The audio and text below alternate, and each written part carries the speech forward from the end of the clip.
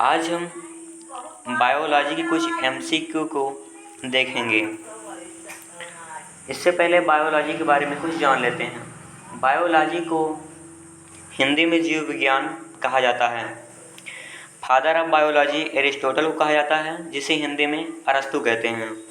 Biology को दो पार्टों में डिवाइड किया गया है। पहला पार्ट जूलॉजी और दूसरा part botany. Father of zoology Aristotle को कहा जाता है तथा फादर ऑफ बॉटनी थियोफ्रास्टस को कहा जाता है। जूलॉजी के अंतर्गत हम जीव जंतुओं का अध्ययन करते हैं तथा पेड़ पौधों का अध्ययन जो है बॉटनी के अंतर्गत करते हैं। जूलॉजी को हिंदी में जंतु विज्ञान तथा बॉटनी को हिंदी में वनस्पति विज्ञान कहते हैं। तो चलिए स्टार्ट करते हैं, कुछ क्वेश्चनों को देखेंगे। पहला क्वेश्चन दिया हुआ है, वर्गीकरण का प्राकृतिक सिस्टम किस वनस्पति विज्ञानी ने प्रस्तुत किया था? ऑप्शन ए भारतीय, option B German, option C Swedish, option D British. तो इसका right answer option C Swedish होगा। वर्गीकरण का प्राकृतिक सिस्टम स्वीडिश वनस्पति विज्ञानी ने प्रस्तुत किया था। चलिए अगला क्वेश्चन देखते हैं। अगला क्वेश्चन दिया हुआ है, साइटोलॉजी है। ऑप्शन ए जीवाणुओं का अध्ययन, ऑप्शन बी फसलों का अध्ययन, ऑप्शन सी कोशिकाओं का अध्ययन और ऑप्शन डी जनसंख्या का अध्ययन। तो इसका राइट आंसर ऑप्शन सी होगा। साइटोलॉजी कोशिकाओं का अध्ययन है, यानी कोशिकाओं का अध्ययन साइटोलॉजी के अंतर्गत किया जाता है। चलिए अगला क्वेश्चन देखते हैं। अगला क्वेश्चन दिया हुआ है, कोशिका के बारे में निम्नलिखित में से कौन सा कथन सही नहीं है? ऑप्शन ए कोशिका के आकार और आमाप विशिष्ट कार्य से संबंधित होते हैं, ये बिल्कुल सही है। ऑप्शन बी कुछ कोशिकाओं के बदलते आकार होते हैं, ये भी सही है। ऑप्शन सी दे रखा है प्रत्येक कोशिका में निष्पादन की अपनी क्षमता होती है, ये ऑप्शन भी सही है।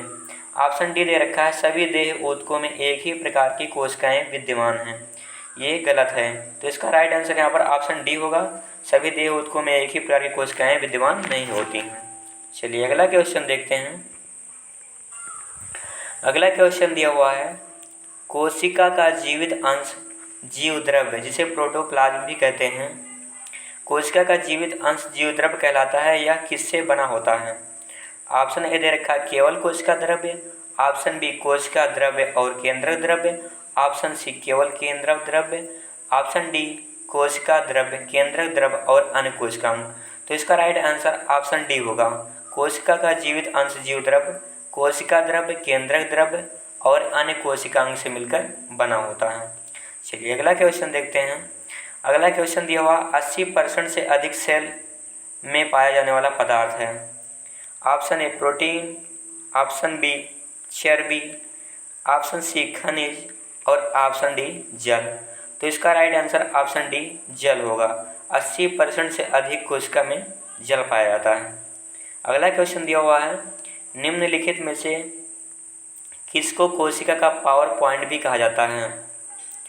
ऑप्शन ए गाल्जी का है, option B mitochondria, option C ribosome, option D lysosome. तो इसका right answer option B mitochondria होगा। माइटोकॉन्ड्रिया को पावर पॉइंट भी कहा जाता है और माइटोकॉन्ड्रिया को एक और नाम से जानते हैं, किस नाम से? पावर हाउस के नाम से। ऊर्जा का घर या पावर हाउस भी माइटोकॉन्ड्रिया को कहते हैं। अगला क्वेश्चन दिया हुआ है, कोशिका में केंद्रक के अलावा किस कोशिकांग में डीएनए होता है? ऑप्शन ए अंतःद्रव्यीय जालिका, ऑप्शन बी गाल्जी गाय, option C lysosome, option D mitochondria. तो इसका राइट आंसर ऑप्शन डी होगा, माइटोकॉन्ड्रिया। कोशिका में केंद्र के अलावा माइटोकॉन्ड्रिया कोशिकांग में डीएनए होता है। चलिए अगला क्वेश्चन देखते हैं। अगला क्वेश्चन दिया हुआ है, न्यूक्लियस के बाहर डीएनए कहाँ मिलता है? ऑप्शन ए गाल्जी गाय, option B ribosome, option C mitochondria, option D अंतःप्रदेवी जालिका। तो इसका राइट आंसर ऑप्शन सी होगा, माइटोकॉन्ड्रिया। माइटोकॉन्ड्रिया न्यूक्लियस के बाहर डीएनए में मिलता है।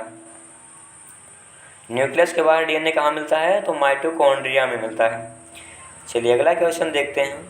अगला क्वेश्चन दिया हुआ, निम्नलिखित कोशिका अंग को में से कौन सा एक अर्ध पारगम्य है?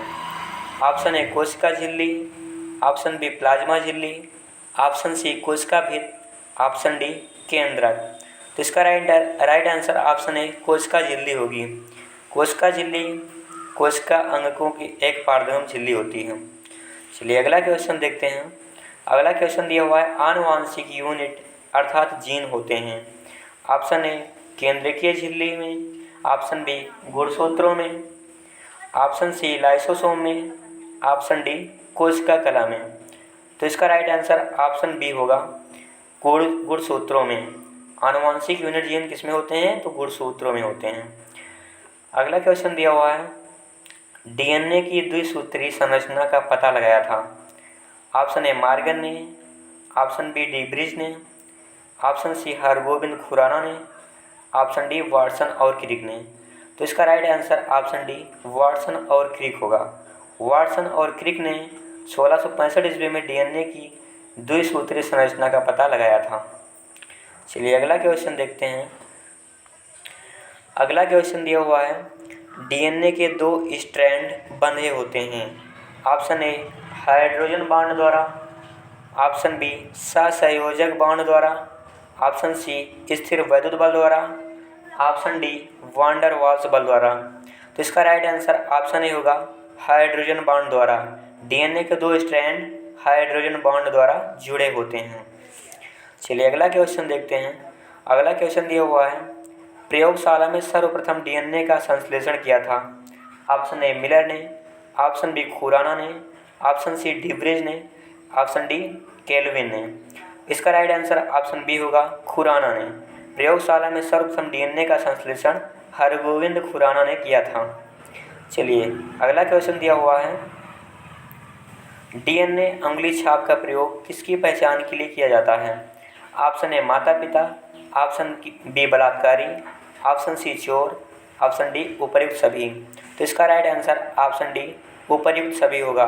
डीएनए अंगुली छाप का प्रयोग जो है माता पिता, बलात्कारी, चोर सभी की पहचान के लिए किया जाता है। अगला क्वेश्चन देखते हैं। अगला क्वेश्चन दिया हुआ है, पुरुष में पुरुषत्व के लिए कौन सा गुणसूत्री संयोजन उत्तरदायी है? Option A XO, option B XXX, option C XX, option D XY। तो पुरुष में पुरुषत्व के लिए XY गुणसूत्री संयोजन उत्तरदायी होगा, अतः इसका right answer option D XY होगा। चलिए अगला क्वेश्चन देखते हैं। अगला क्वेश्चन दिया हुआ है, मनुष्य में कौन से क्रोमोसोम के मिलने से बालक का जन्म होता है? ऑप्शन ए पुरुष का XY स्त्री का X, ऑप्शन बी पुरुष का XY स्त्री का Y, ऑप्शन सी पुरुष का Y व स्त्री का X, ऑप्शन डी पुरुष का Y व स्त्री का Y। तो इसका राइट आंसर ऑप्शन सी होगा, पुरुष का Y व स्त्री का X। जब पुरुष का Y तथा स्त्री का X मिलेगा तब बालक का जन्म होता है। फीमेल में XX 2 क्रॉस पाए जाते हैं, जबकि मेल में X और Y 2 क्रॉस पाए जाते हैं। अगर मेल का X फीमेल के X से मिलता है तब लड़की होती है, और मेल का Y फीमेल के X से मिलेगा तब लड़का होता है। चलिए अगला क्वेश्चन देखते हैं।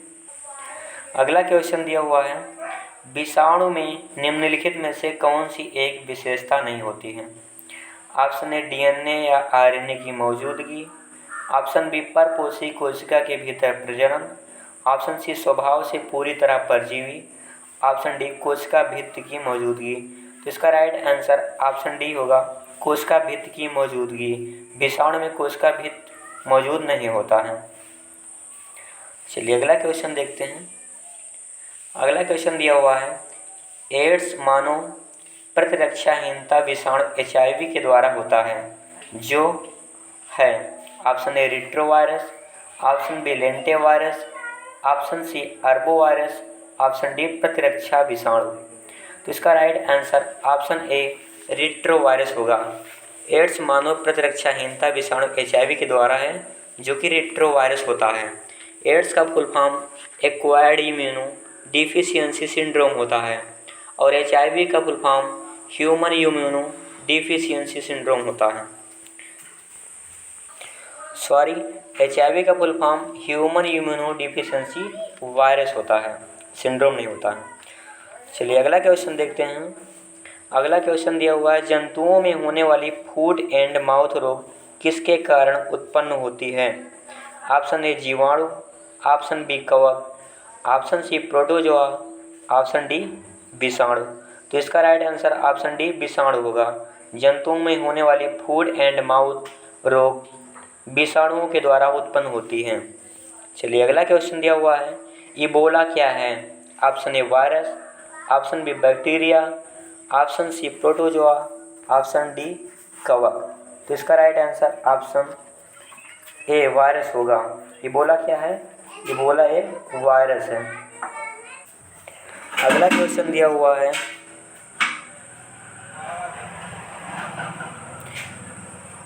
दूध के दही के रूप में जमने का कारण है।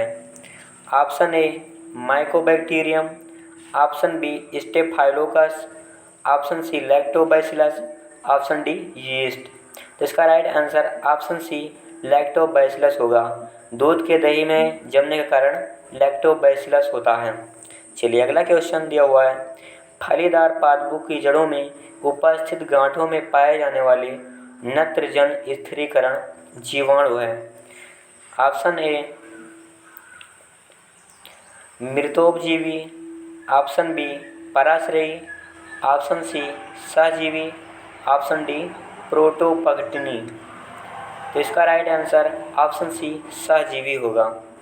चलिए अगला क्वेश्चन देखते हैं। अगला क्वेश्चन दिया हुआ है, आनुवांशिक हेरफेर द्वारा प्राकृतिक पृथक्कृतों से विकसित जीवाणुओं का कौन सा जीवाणु विभेद समुद्र में बिखरे तेल का निवारण करने के लिए उपयोग में लाया जाता है? Option A agrobacterium, option B clostridium, option C nitrosomonas, option D pseudomonas. तो इसका right answer option D pseudomonas होगा। आनुवंशिक हेरफेर द्वारा प्राकृतिक पृथक्कृतों से विकसित जीवाणुओं का स्यूडोमोनास जीवाणु विभेद समुद्र में बिखरे तेल का निवारण करने के लिए उपयोग में लाया जाता है। अगला क्वेश्चन दिया हुआ है, प्रशीतन, जिसे इंग्लिश में रेफ्रिजरेशन कहते हैं, प्रशीतन खाद्य परीक्षण में मदद करता है। ऑप्शन ए जीवाणुओं को मारकर, ऑप्शन बी जैव रासायनिक अभिक्रियाओं की दर को कम कर, ऑप्शन सी एंजाइम क्रिया नष्ट कर, ऑप्शन डी खाद्य पदार्थ को बर्फ की परत से ढककर। तो इसका राइट आंसर ऑप्शन बी जैव रासायनिक अभिक्रियाओं की दर को कम करके होगा। प्रशीतन खाद्य परीक्षण में मदद करता है, कौन? जैव रासायनिक अभिक्रियाओं की दर को कम करने पर। चलिए अगला क्वेश्चन दिया हुआ है, जीवों के निम्नलिखित प्रकारों में से छत्रक, जिसे इंग्लिश में मशरूम कहते हैं, किससे संबंधित है? ऑप्शन ए शैवाल, ऑप्शन बी फर, ऑप्शन सी कवक, ऑप्शन डी लाइकन। तो इसका राइट आंसर ऑप्शन सी कवक होगा। जीवों के निम्नलिखित प्रकारों में से छत्रक किससे संबंधित है? तो कवक से संबंधित है। चलिए अगला क्वेश्चन देखते हैं। अगला क्वेश्चन दिया हुआ है, सामान्य खाद्य छत्रक क्या होता है? ऑप्शन ए कवकीय बीजाणुओं का पुंज, ऑप्शन बी कवक तंतु का प्रकार, ऑप्शन सी कसकर ठसाठस भरे कवक जाल, ऑप्शन डी अलैंगिक बीजाणु पैदा करने के लिए प्रयुक्त संरचना। तो इसका राइट आंसर ऑप्शन सी कसकर ठसाठस भरे कवक जाल होगा। अगला क्वेश्चन दिया हुआ है, यीस्ट मिलाने पर गूंथे हुए आटे के उठने का क्या कारण है? ऑप्शन ए ताप में वृद्धि, ऑप्शन बी द्रव्य के परिमाण में वृद्धि, ऑप्शन सी यीस्ट कोशिकाओं की संख्या में वृद्धि, option D carbon dioxide gas का निर्मोचन। तो इसका राइट आंसर ऑप्शन डी होगा, कार्बन डाइऑक्साइड गैस का निर्मोचन। यीस्ट मिलाने पर गूंथे हुए आटे के उठने का कारण कार्बन डाइऑक्साइड गैस का निर्मोचन है।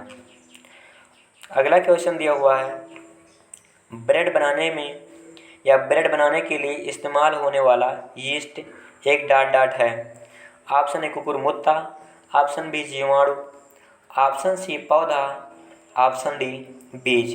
तो इसका राइट आंसर ऑप्शन ए कुकुरमुत्ता होगा। कुकुरमुत्ता ब्रेड बनाने के लिए इस्तेमाल किया जाने वाला यीस्ट है।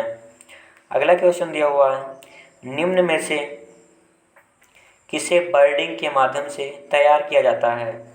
Option A plasmodium, option B amoeba, option C yeast और ऑप्शन डी पैरामीशियम। इसका right answer option C yeast होगा। यीस्ट को बर्डिंग के माध्यम से तैयार किया जाता है।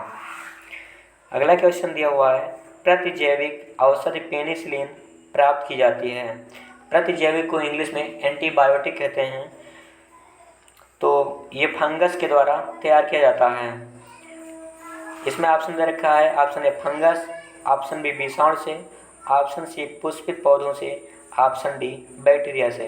तो इसका right answer option A fungus से होगा। प्रतिजैविक औषधि पेनिसिलिन फंगस के द्वारा प्राप्त की जाती है। चलिए अगला क्वेश्चन देखते हैं। अगला क्वेश्चन दिया हुआ है, एफिला विष किससे बनते हैं?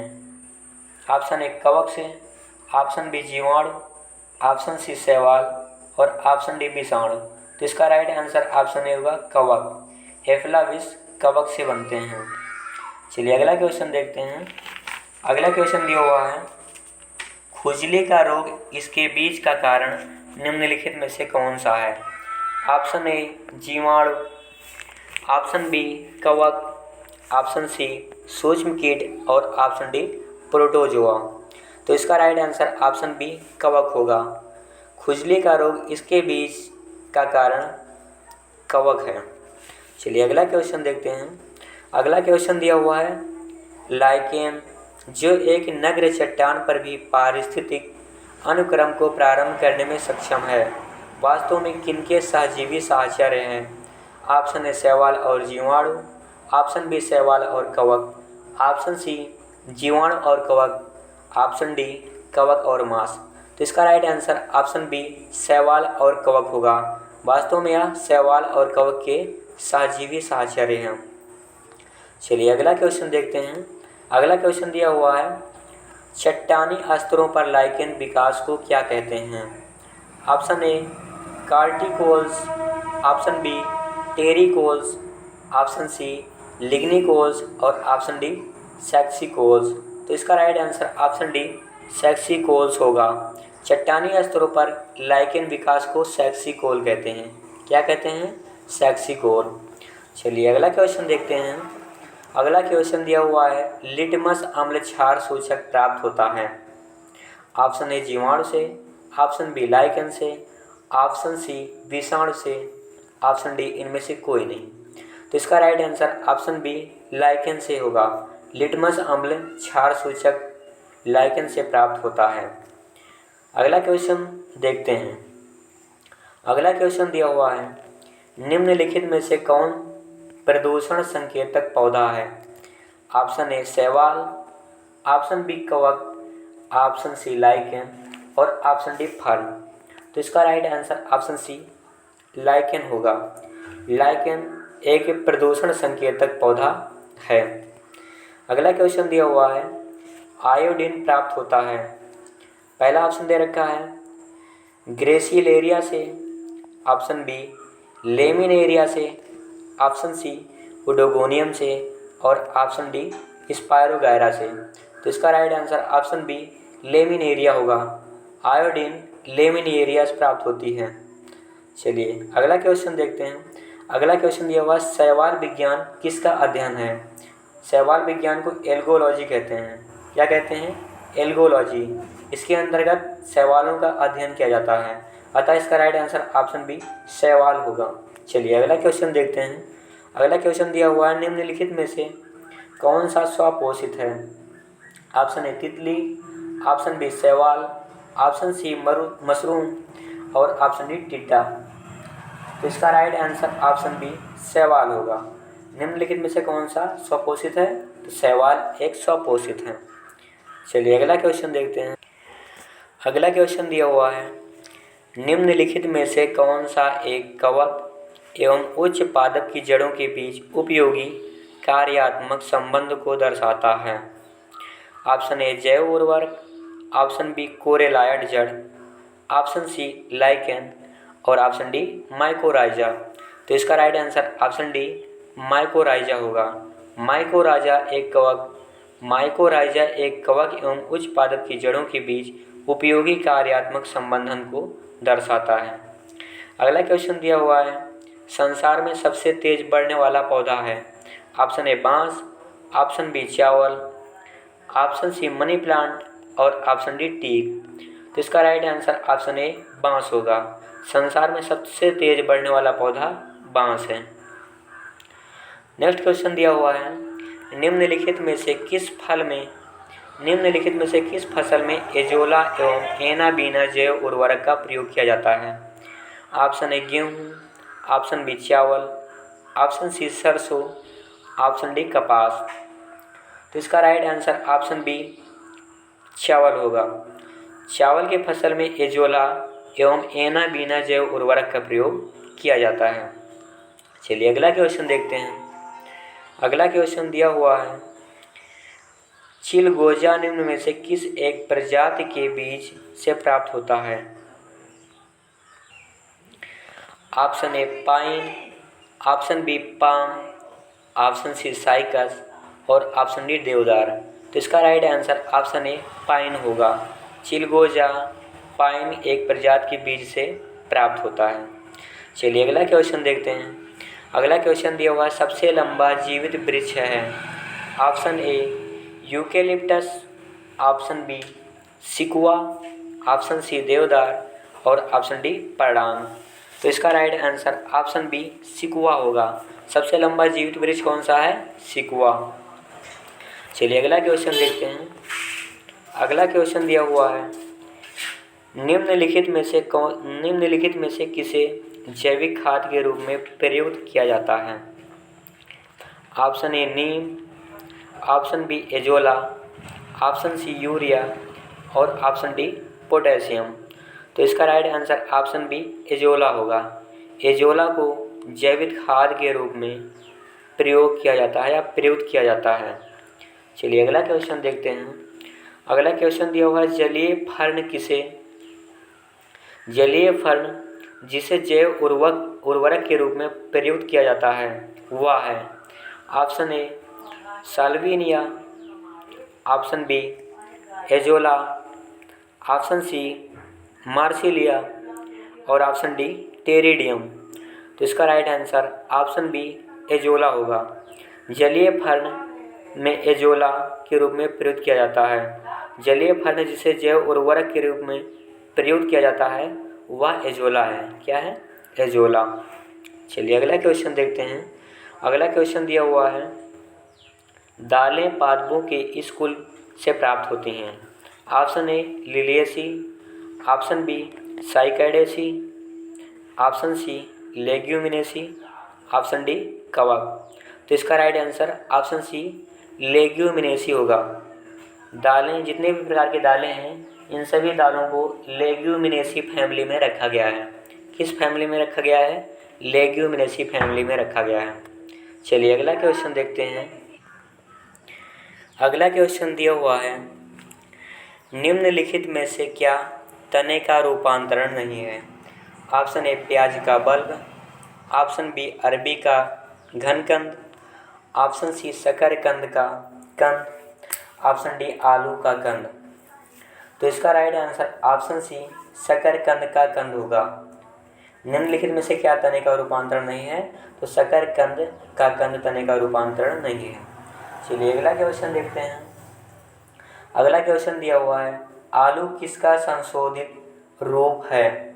ऑप्शन ए जड़, ऑप्शन बी पत्ती, ऑप्शन सी फूल और ऑप्शन डी तना। तो इसका राइट आंसर ऑप्शन डी तना होगा। आलू किसका संशोधित रूप है? तो आलू तना का संशोधित रूप है। चलिए अगला क्वेश्चन देखते हैं। अगला क्वेश्चन दिया हुआ है, निम्नलिखित में से कौन सा रूपांतरित तना है?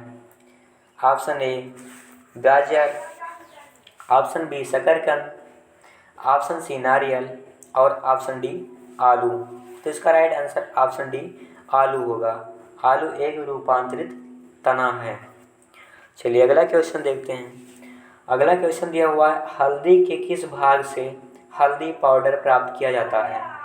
ऑप्शन ए सुखाया हुआ प्रकंद, ऑप्शन बी सुखाया हुआ मूल, ऑप्शन सी सुखाया हुआ फल और ऑप्शन डी बीज। तो इसका राइट आंसर ऑप्शन ए सुखाया हुआ प्रकंद होगा। हल्दी के सुखाए हुए प्रकंद से हल्दी पाउडर प्राप्त किया जाता है। चलिए अगला क्वेश्चन देखते हैं। अगला क्वेश्चन दिया हुआ, प्याज में खाद्य भाग है। ऑप्शन ए मांसलपर्ण, ऑप्शन बी जड़, ऑप्शन सी तना, ऑप्शन डी पुष्प। तो इसका राइट आंसर ऑप्शन ए मांसलपर्ण होगा।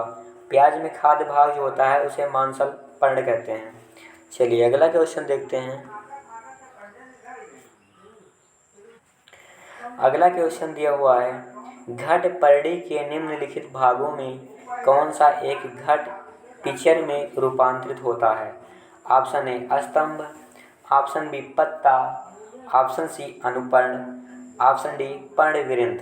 तो इसका राइट आंसर ऑप्शन बी पत्ता होगा। अगला क्वेश्चन दिया हुआ है, पादप ऊपर चढ़ते हैं। ऑप्शन ए प्रतान के द्वारा, ऑप्शन बी जड़ों के द्वारा, ऑप्शन सी स्त्री केसर के द्वारा, ऑप्शन डी शाखाओं के द्वारा। तो इसका राइट आंसर ऑप्शन ए प्रतान के द्वारा होगा।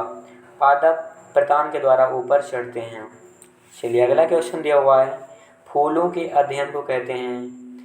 Option A anthology, option B agrohistology, option C palynology, option D phenology. तो इसका right answer option A anthology होगा। फूलों के अध्ययन को एंथोलॉजी कहते हैं। क्या कहते हैं? एंथोलॉजी। चलिए अगला क्वेश्चन देखते हैं।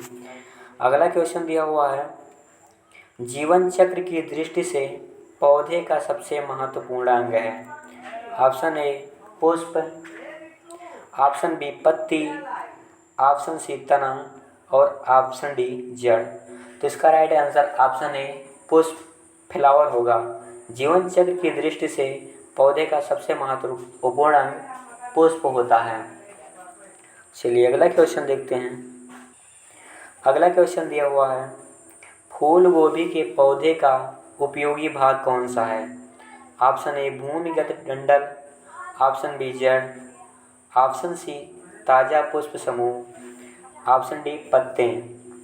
तो इसका राइट आंसर ऑप्शन सी ताज़ा पुष्प समूह होगा।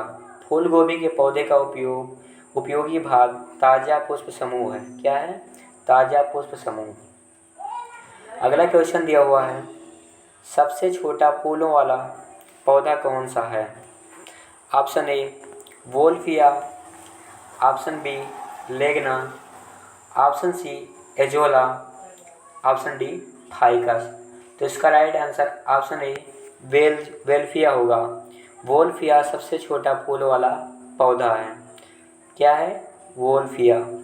चलिए अगला क्वेश्चन देखते हैं। अगला क्वेश्चन दिया हुआ है, निम्नलिखित में से कौन सा विश्व का सबसे बड़ा पुष्प है? ऑप्शन ए कमल, ऑप्शन बी सूर्यमुखी, option C rafflesia, option D glory lily. क्या? Glory lily. तो इसका right answer option C rafflesia होगा। रेफ्लेशिया विश्व का सबसे बड़ा पुष्प है।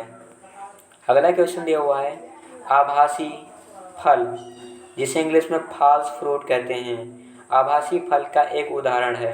ऑप्शन ए सेब, ऑप्शन बी अमरूद, ऑप्शन सी आम और ऑप्शन डी टमाटर। तो इसका राइट आंसर ऑप्शन ए सेब होगा। सेब एक आभासी फल है।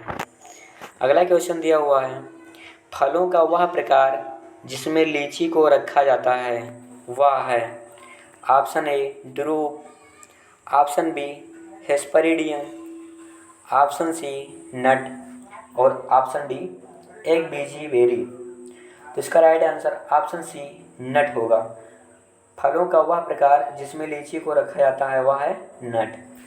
चलिए अगला क्वेश्चन देखते हैं। अगला क्वेश्चन दिया हुआ है, अगला क्वेश्चन दिया हुआ है, नीचे दिए पौधे और उनके खाद्य भाग के युग्मों में कौन सा सही सुमेलित नहीं है? ऑप्शन ए अदरक प्रकंद, ऑप्शन बी प्याज मांसल पर्ण, ऑप्शन सी आलू मूल, ऑप्शन डी नारियल भ्रूपोष। तो इसका राइट आंसर ऑप्शन सी आलू मूल होगा। आलू मूल सुमेलित नहीं है, आलू मूल नहीं है, आलू क्या है? तना है। चलिए अगला क्वेश्चन देखते हैं। अगला क्वेश्चन दिया हुआ है, धनिया में उपयोगी अंश होते हैं। ऑप्शन ए मूल और पत्ते, ऑप्शन बी पत्ते और पुष्प, ऑप्शन सी पत्ते और सूखे फल, ऑप्शन डी पुष्प और सूखे फल। इसका राइट आंसर ऑप्शन सी पत्ते और सूखे फल होगा। धनिया का उपयोगी अंश पत्ते और सूखे फल होते हैं। चलिए आगे देख। अगला क्वेश्चन दिया हुआ है, अफीम पोस्ता पौधे के किस भाग से प्राप्त की जाती है? ऑप्शन ए फूल, ऑप्शन बी पत्ते, ऑप्शन सी अधपके फल और ऑप्शन डी मूल। तो इसका राइट आंसर ऑप्शन सी अधपके फल होगा। अफीम पोस्ता पौधे के अधपके भाग से प्राप्त की जाती है। किस भाग से? अधपके भाग से। अफीम पोस्ता पौधे के अधपके फल से प्राप्त की जाती है। चलिए अगला क्वेश्चन दिया हुआ है, इस पेड़ की छाल मसाले के रूप में प्रयोग की जाती है। ऑप्शन ए दालचीनी, ऑप्शन बी लौंग, ऑप्शन सी नीम, ऑप्शन डी ताड़। तो इसका राइट आंसर ऑप्शन ए दालचीनी होगा। दालचीनी पेड़ की छाल मसाले के रूप में प्रयोग की जाती है। चलिए अगला क्वेश्चन दिया हुआ है, केसर मसाला बनाने के लिए पौधे का कौन सा भाग उपयोग में लाया जाता है?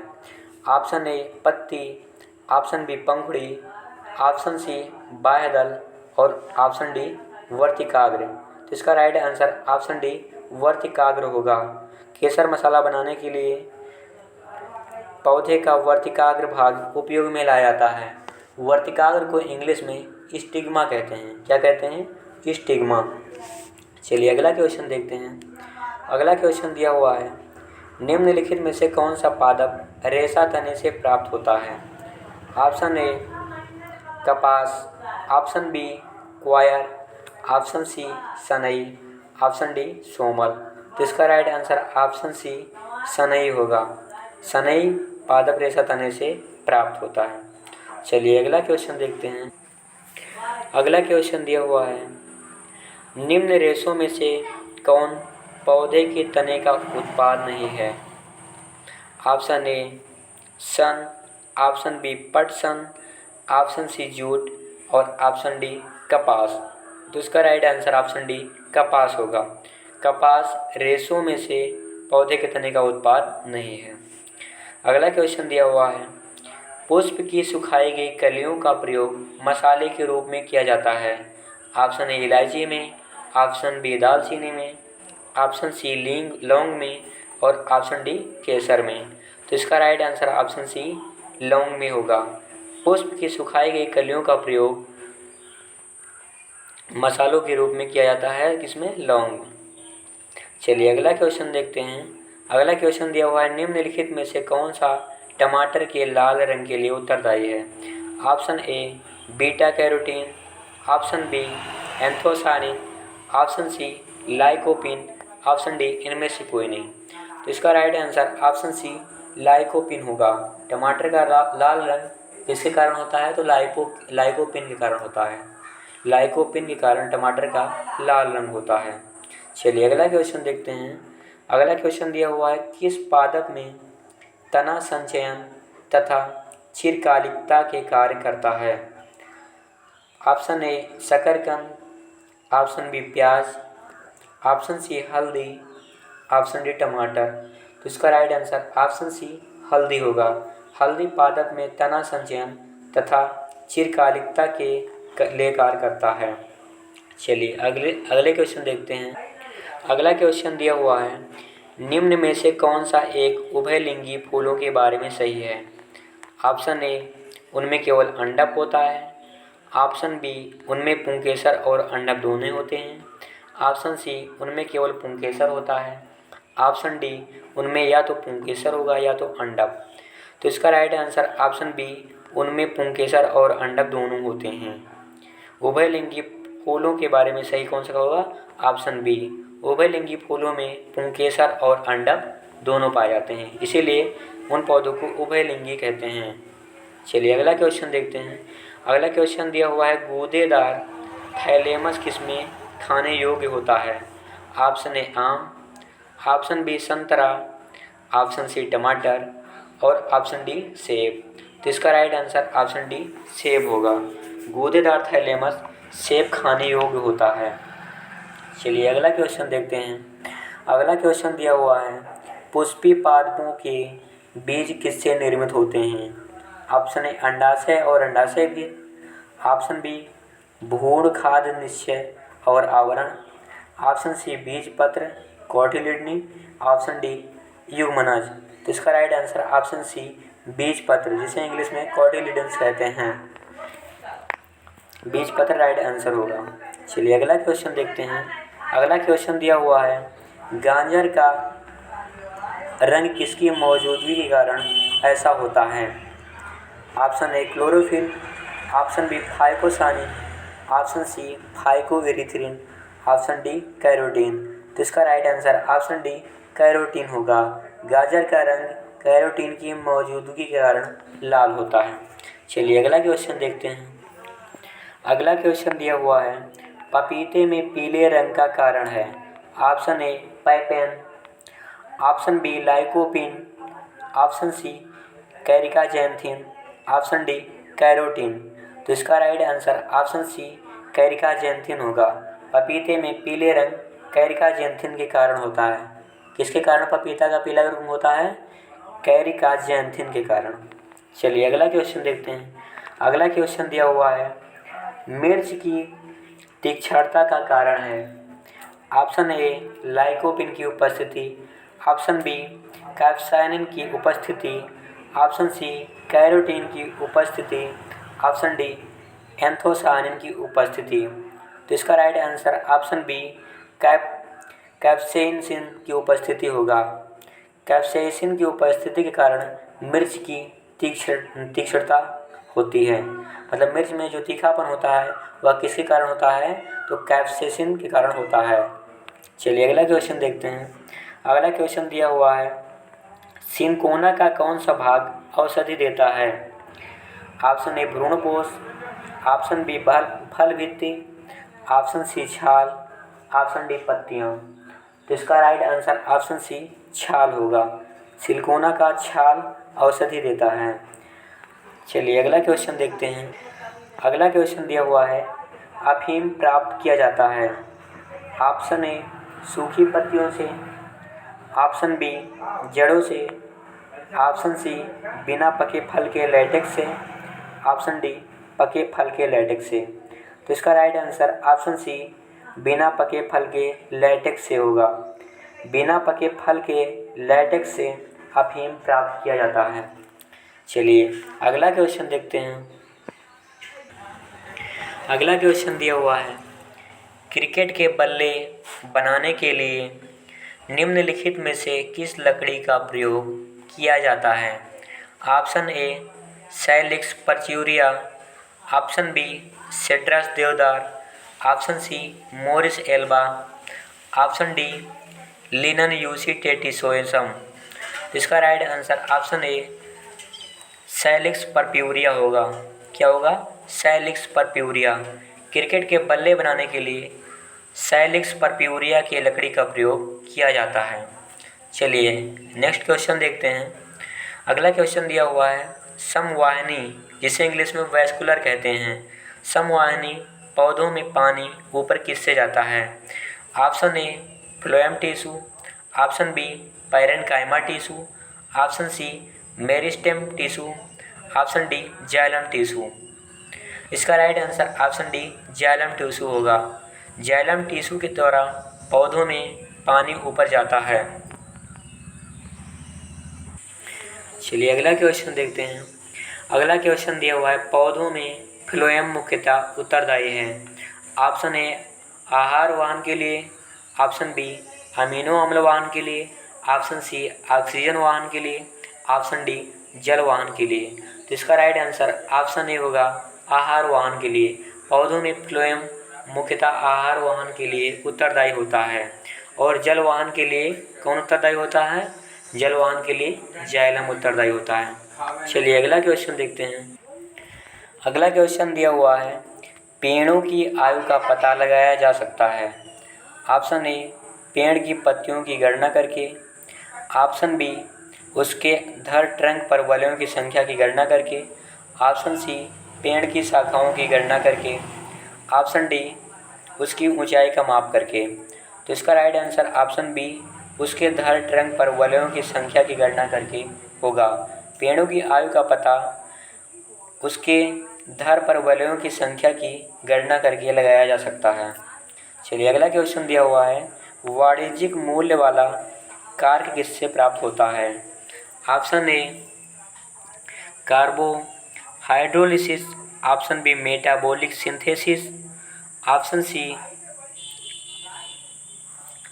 ऑप्शन दे रखा है सिट्रस देवदार। Option B, Cycas. Option C, Ficus. और ऑप्शन डी, क्वेरकस सुबेर। तो इसका right answer option D, Quercus suber होगा।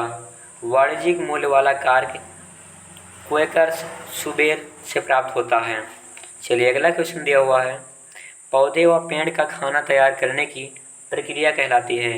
Option A, carbohydrolysis. Option B, metabolic synthesis. Option C, phytosynthesization. Option D, photosynthesis. तो इसका right answer option D, photosynthesis होगा, जिसे हिंदी में प्रकाश संश्लेषण कहा जाता है। पेड़ पौधे अपना खाना फोटोसिंथेसिस के द्वारा तैयार करते हैं। चलिए अगला क्वेश्चन देखते हैं। अगला क्वेश्चन दिया हुआ है, सर्वाधिक प्रकाश संश्लेषी क्रियाकलाप कहाँ चलता है? ऑप्शन ए, प्रकाश के नीले व लाल क्षेत्र में। ऑप्शन बी, प्रकाश के हरे व पीले क्षेत्र में। ऑप्शन सी, प्रकाश के नीले व नारंगी क्षेत्र में। ऑप्शन डी, प्रकाश के बैंगनी व नारंगी क्षेत्र में। तो इसका राइट आंसर ऑप्शन ए, प्रकाश के नीले व लाल क्षेत्र में होगा। सर्वाधिक प्रकाश संश्लेषी क्रियाकलाप प्रकाश के नीले व लाल क्षेत्र में चलता है। अगला क्वेश्चन दिया हुआ है, प्रकाश संश्लेषण फोटोसिंथेसिस में से कौन सा प्रकाश सबसे अधिक प्रभावकारी होता है? ऑप्शन ए, लाल। ऑप्शन बी, नीला। ऑप्शन सी, हरा। और ऑप्शन डी, बैंगनी। तो इसका राइट आंसर ऑप्शन बी, नीला होगा। प्रकाश संश्लेषण यानी फोटोसिंथेसिस में नीला प्रकाश सबसे अधिक प्रभावकारी होता है। चलिए अगला क्वेश्चन दिया हुआ है, प्रकाश संश्लेषण होता है ऑप्शन ए, न्यूक्लियस में। ऑप्शन बी, माइटोकॉन्ड्रिया में। ऑप्शन सी, क्लोरोप्लास्ट में। और ऑप्शन डी, पराक्सीसोम में। तो इसका right answer option C, chloroplast में होगा। प्रकाश संश्लेषण क्लोरोप्लास्ट में होता है। चलिए अगला क्वेश्चन देखते हैं। अगला क्वेश्चन दिया हुआ है, पौधों में क्लोरोफिल बढ़ाने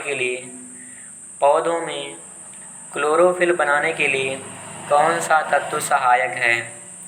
option A, calcium. Option B, magnesium. Option C, potassium. Option D, phosphorus. तो इसका right answer option B, magnesium होगा। मैग्नीशियम को Mg से रिप्रेजेंट करते हैं। किससे रिप्रेजेंट करते हैं? Mg से। मैग्नीशियम का एटॉमिक नंबर 4 है। कितना है? 4। चलिए अगला क्वेश्चन देखते हैं। मैग्नीशियम का एटॉमिक नंबर 12 है, गलती से 4 निकल गया। मैग्नीशियम को Mg से रिप्रेजेंट करते हैं तथा मैग्नीशियम का एटॉमिक नंबर 12 है। चलिए अगला क्वेश्चन देखते हैं। अगला क्वेश्चन दिया हुआ है, हरे रंग का पदार्थ जो पौधों में प्रकाश संश्लेषण करता है वह निम्नलिखित में से कौन है? Option A, chlorophyll. Option B, chloroplast. Option C, chloroform. Option D, इनमें से कोई नहीं। तो इसका right answer option A, chlorophyll होगा। क्लोरोफिल के कारण पत्तियों का हरा रंग होता है। चलिए अगला क्वेश्चन देखते हैं। अगला क्वेश्चन दिया हुआ है, प्रकाश संश्लेषण का अंतिम उत्पाद है। Option A, carbohydrate. Option B, carbon dioxide. Option C, oxygen. और ऑप्शन डी, जल। तो इसका right answer option A carbohydrate होगा। कार्बोहाइड्रेट प्रकाश संश्लेषण का अंतिम उत्पाद है। चलिए अगला क्वेश्चन देखते हैं। अगला क्वेश्चन दिया हुआ है, प्रकाश संश्लेषण होता है ऑप्शन ए रात्रि में, ऑप्शन बी दिन और रात्रि में, ऑप्शन सी दिन में या रात्रि में, ऑप्शन डी केवल दिन में। तो इसका राइट आंसर ऑप्शन डी केवल दिन में होगा। प्रकाश संश्लेषण केवल दिन में होता है, रात में क्यों नहीं होता है? क्योंकि हमें मालूम है कि प्रकाश संश्लेषण सूर्य के प्रकाश की उपस्थिति के कारण होता है, और जब रात में सूर्य का प्रकाश ही नहीं रहेगा तो प्रकाश संश्लेषण कहाँ से होगा? इसीलिए प्रकाश संश्लेषण केवल दिन में होता है। चलिए अगला क्वेश्चन देखते हैं। अगला क्वेश्चन दिया हुआ है, प्रकाश संश्लेषण के लिए कौन सी गैस आवश्यक है? Option A O2 oxygen, option B CO जिसे कहते हैं carbon monoxide, option B N2 nitrogen और ऑप्शन डी CO2 जिसे कार्बन डाइऑक्साइड कहते हैं। तो इसका right answer option D CO2 होगा, यानी कि प्रकाश संश्लेषण के लिए कार्बन डाइऑक्साइड गैस आवश्यक होती है। कार्बन डाइऑक्साइड को CO2 से रिप्रेजेंट करते हैं, या कार्बन डाइऑक्साइड का केमिकल फार्मूला CO2 है। क्या है? CO2। चलिए अगला क्वेश्चन देखते हैं। अगला क्वेश्चन दिया हुआ है, प्रकाश संश्लेषण के समय निकलने वाली गैस का क्या नाम है? Option A hydrogen, option B oxygen, option C nitrogen और ऑप्शन डी कार्बन डाइऑक्साइड। तो इसका right answer option B oxygen होगा। ऑक्सीजन प्रकाश संश्लेषण के समय निकलने वाली गैस है। चलिए अगला क्वेश्चन देखते हैं। अगला क्वेश्चन दिया हुआ है, ऑक्सीजन जो प्रकाश संश्लेषण से उत्पन्न होती है आती है ऑप्शन ए जल से, ऑप्शन बी कार्बन डाइऑक्साइड से, ऑप्शन सी क्लोरोफिल से, ऑप्शन डी फास्फोग्लिसरिक एसिड से। तो इसका राइट आंसर ऑप्शन ए जल से होगा। ऑक्सीजन जो प्रकाश संश्लेषण से उत्पन्न होती है वो जल से आती है। चलिए अगला क्वेश्चन देखते हैं। अगला क्वेश्चन दिया हुआ है, यदि पृथ्वी पर पाई जाने वाली वनस्पतियाँ पेड़ पौधे समाप्त हो जाएं तो किस गैस की कमी होगी? Option A carbon dioxide, option B nitrogen, option C जलवाष्प, ऑप्शन डी ऑक्सीजन। तो इसका right answer option D oxygen होगा। यदि पृथ्वी पर पाई जाने वाली वनस्पतियाँ समाप्त हो जाएं तो ऑक्सीजन गैस की कमी हो जाएगी। चलिए अगला क्वेश्चन दिया हुआ है, प्रकाश संश्लेषण की क्रिया में प्रकाश ऊर्जा बदलती है। ऑप्शन ए ऊष्मीय ऊर्जा में, ऑप्शन बी रासायनिक ऊर्जा में, ऑप्शन सी विद्युत ऊर्जा में, ऑप्शन डी ध्वनि ऊर्जा में। तो इसका राइट आंसर ऑप्शन बी रासायनिक ऊर्जा होगा। प्रकाश संश्लेषण की क्रिया में प्रकाश ऊर्जा जो है वो रासायनिक ऊर्जा केमिकल एनर्जी में बदल जाती है। चलिए अगला क्वेश्चन देखते हैं। अगला क्वेश्चन दिया हुआ है, निम्नलिखित में से किसका प्रयोग पौधों में खाद्यान्न का भंडारण स्टार्च तैयार करने के लिए मुख्यतः किया जाता है? ऑप्शन ए कार्बन डाइऑक्साइड और जल, ऑप्शन बी कार्बन डाइऑक्साइड और ऑक्सीजन, ऑप्शन सी जल और oxygen, option D carbon dioxide और नाइट्रोजन। तो इसका right answer option A carbon dioxide और जल होगा। कार्बन डाइऑक्साइड और जल का प्रयोग पौधों में खाद्यान्न का भंडारण तैयार करने के लिए किया जाता है। चलिए अगला क्वेश्चन दिया हुआ है, निम्नलिखित में से कौन सी ऑर्गेनल पौधों में CO2 यानी कि कार्बन डाइऑक्साइड और HO2 यानी कि जल ऊर्जा में पायरोवेट के व्यवधान को पोषित करता है? ऑप्शन ए केंद्रक जिसे इंग्लिश में न्यूक्लियस कहते हैं, ऑप्शन बी कोशिका द्रव जिसे इंग्लिश में साइटोप्लाज्म कहते हैं, ऑप्शन सी सूत्रकणिका जिसे इंग्लिश में माइटोकॉन्ड्रिया कहते हैं, ऑप्शन डी हरित लवक जिसे इंग्लिश में क्लोरोप्लास्ट कहते हैं। तो इसका right answer option C mitochondria होगा। माइटोकॉन्ड्रिया को ऑर्गेनल पौधों में CO2 और H2O यानी कार्बन डाइऑक्साइड और जल और ऊर्जा में पायरोवेट के व्यवधान को पोषित करता है। चलिए अगला क्वेश्चन देखते हैं। अगला क्वेश्चन दिया हुआ है, निम्नलिखित किसके द्वारा ऊर्जा प्रकाश प्रतिक्रिया से अंधकार प्रतिक्रिया में स्थानांतरित होती है? Option A ADP, option B ATP, option C RuDP, option D ये सभी। तो इसका right answer option B ATP होता है। एटीपी का फुल फॉर्म एडेनोसिन ट्राइफॉस्फेट होता है। क्या होता है? एटीपी का फुल फॉर्म एडेनोसिन ट्राइफॉस्फेट होता है। एडेनोसिन ट्राइफॉस्फेट के द्वारा ऊर्जा प्रकाश प्रक्रिया में अंधकार प्रक्रिया में स्थानांतरित हो जाती है। एटीपी एडेनोसिन ट्राइफॉस्फेट द्वारा ऊर्जा प्रकाश प्रक्रिया से अंधकार प्रक्रिया में स्थानांतरित हो जाती है। चलिए अगला क्वेश्चन देखते हैं। अगला क्वेश्चन दिया हुआ है, वाष्पोत्सर्जन के लिए पौधे की निम्नलिखित संरचनाओं में से कौन जिम्मेदार है? Option A xylem, option B मूल, ऑप्शन सी रंध्र, ऑप्शन डी छाल। तो इसका राइट आंसर ऑप्शन बी मूल होगा। वाष्पोत्सर्जन के लिए पौधों की संरचनाओं में मूल जिम्मेदार है। कौन जिम्मेदार है? मूल। चलिए अगला क्वेश्चन देखते हैं। अगला क्वेश्चन दिया हुआ है, घासों और सामान्य उद्यान पौधों की पत्तियों के सिरों पर भोर के समय पानी की बूंदें दिखती हैं। यह जल संचयन किससे प्राप्त होता है? ऑप्शन ए वायुमंडल, ऑप्शन बी रंध्र, ऑप्शन सी संवहन मंडल, ऑप्शन सी जलरंध्र। तो इसका राइट आंसर ऑप्शन डी जलरंध्र होगा। क्या? जलरंध्र। घासों और सामान्य उद्यान पौधों की पत्तियों के सिरों पर भोर के समय पानी की बूंदें दिखती हैं। यह जल संचयन जलरंध्र से प्राप्त होता है। चलिए अगला क्वेश्चन दिया हुआ है, निम्नलिखित में से कौन सा तत्व पौधे की विकास के लिए आवश्यक नहीं है? Option A sodium, option B potassium, option C calcium, option D magnesium. तो इसका right answer option A sodium होगा। सोडियम तत्व पौधे के विकास के लिए आवश्यक नहीं है। सोडियम को Na से रिप्रेजेंट करते हैं। सोडियम का एटॉमिक नंबर 11 है। कितना एटॉमिक नंबर? 11। चलिए अगला क्वेश्चन देखते हैं। अगला क्वेश्चन दिया हुआ है,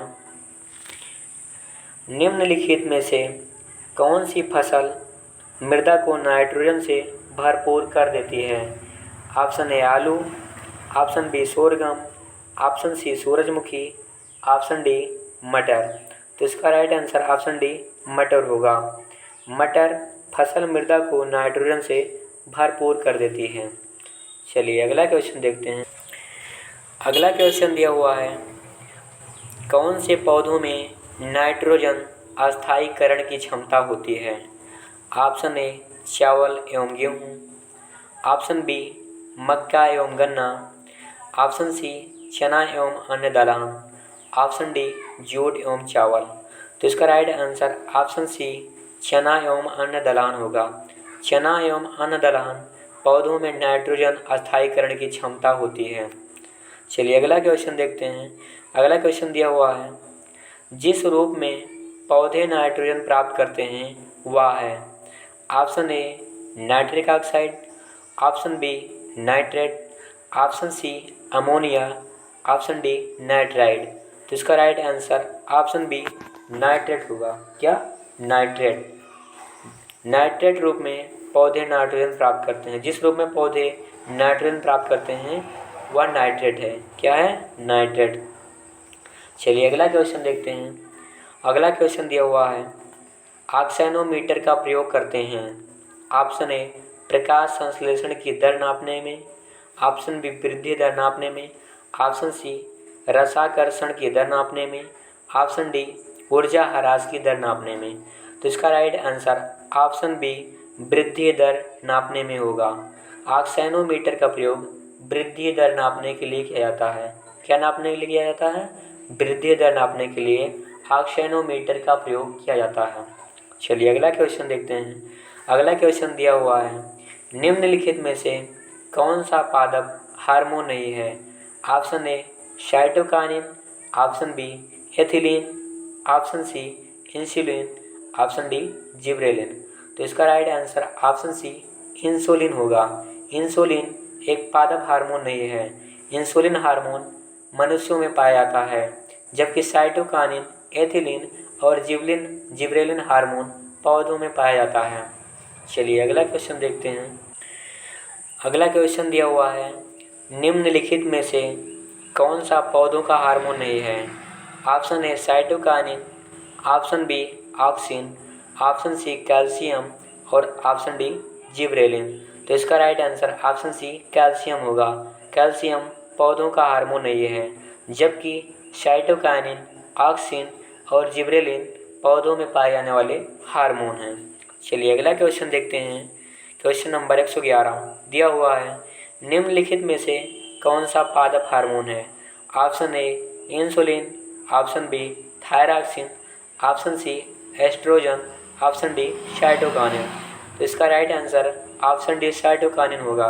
साइटोकाइनिन पौधों में पाया जाने वाला हार्मोन है, जबकि इंसुलिन, थायरॉक्सिन और एस्ट्रोजन मनुष्यों में पाया जाता है। एस्ट्रोजन और androgen hormone female reproduction organ में पाए जाते हैं। चलिए अगला क्वेश्चन देखते हैं। अगला क्वेश्चन दिया हुआ है, निम्नलिखित में से कौन सा एक रसायन सामान्यतः किसानों द्वारा खरपतवार को नष्ट करने के लिए प्रयुक्त होता है? Option A DDT, option B malathion, option C methyl bromide, option D 2,4-D। तो इसका right answer option D 2,4-D होगा। चलिए अगला क्वेश्चन देखते हैं। अगला क्वेश्चन दिया हुआ है, बौने पौधों को किसके अनुप्रयोग से लंबा किया जा सकता है? Option A gibberellins, option B auxin, option C cytokinin, option D hormone Darwin. तो इसका right answer option C cytokinin होगा। साइटोकाइनिन द्वारा बौने पौधों को अनुप्रयोग में लंबा किया जा सकता है। चलिए नेक्स्ट क्वेश्चन नंबर 114 दिया हुआ है, निम्नलिखित में से कौन सा एक प्राकृतिक फल पकाने वाला हार्मोन है?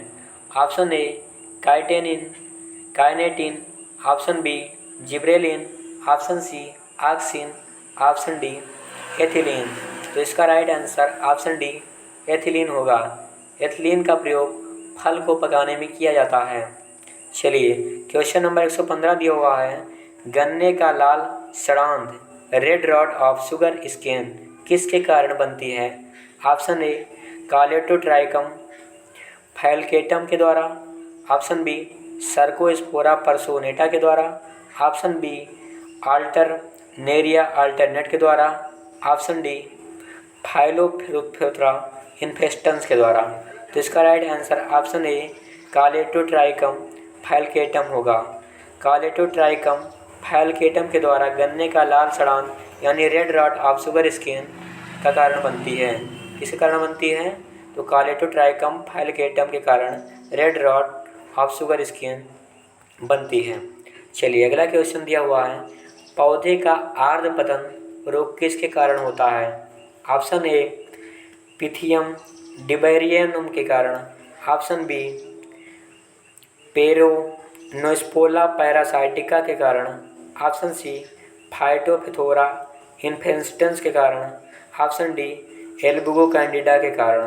तो इसका राइट आंसर ऑप्शन ए पिथियम डिबेरियनम के कारण होगा।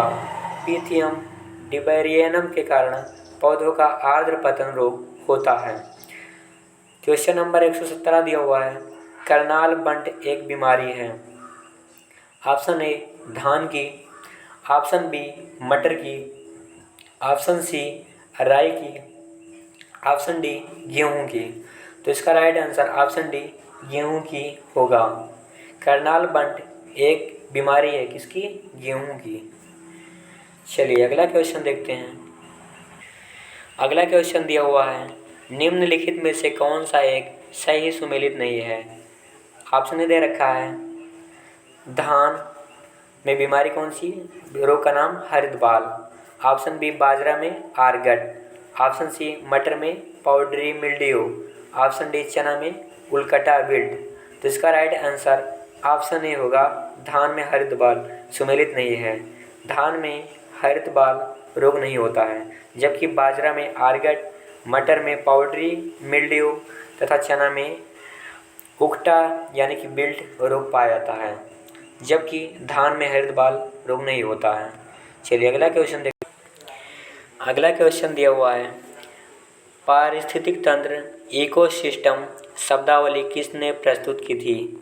Option A S Forbes, option B Vernadsky K, option C Thienemann, option D AG Tansley. तो इसका right answer option D AG Tansley होगा। एजी टेंसले ने पारिस्थितिकी तंत्र इकोसिस्टम शब्दावली प्रस्तुत की थी। चलिए अगला क्वेश्चन दिया हुआ है, पारिस्थितिकी निम्नलिखित के बीच पारस्परिक संबंधों का अध्ययन है। ऑप्शन ए जीव और वातावरण, ऑप्शन बी मनुष्य और वन, ऑप्शन सी मृदा और जल, ऑप्शन डी पति और पत्नी। तो इसका राइट आंसर ऑप्शन ए जीव और वातावरण होगा।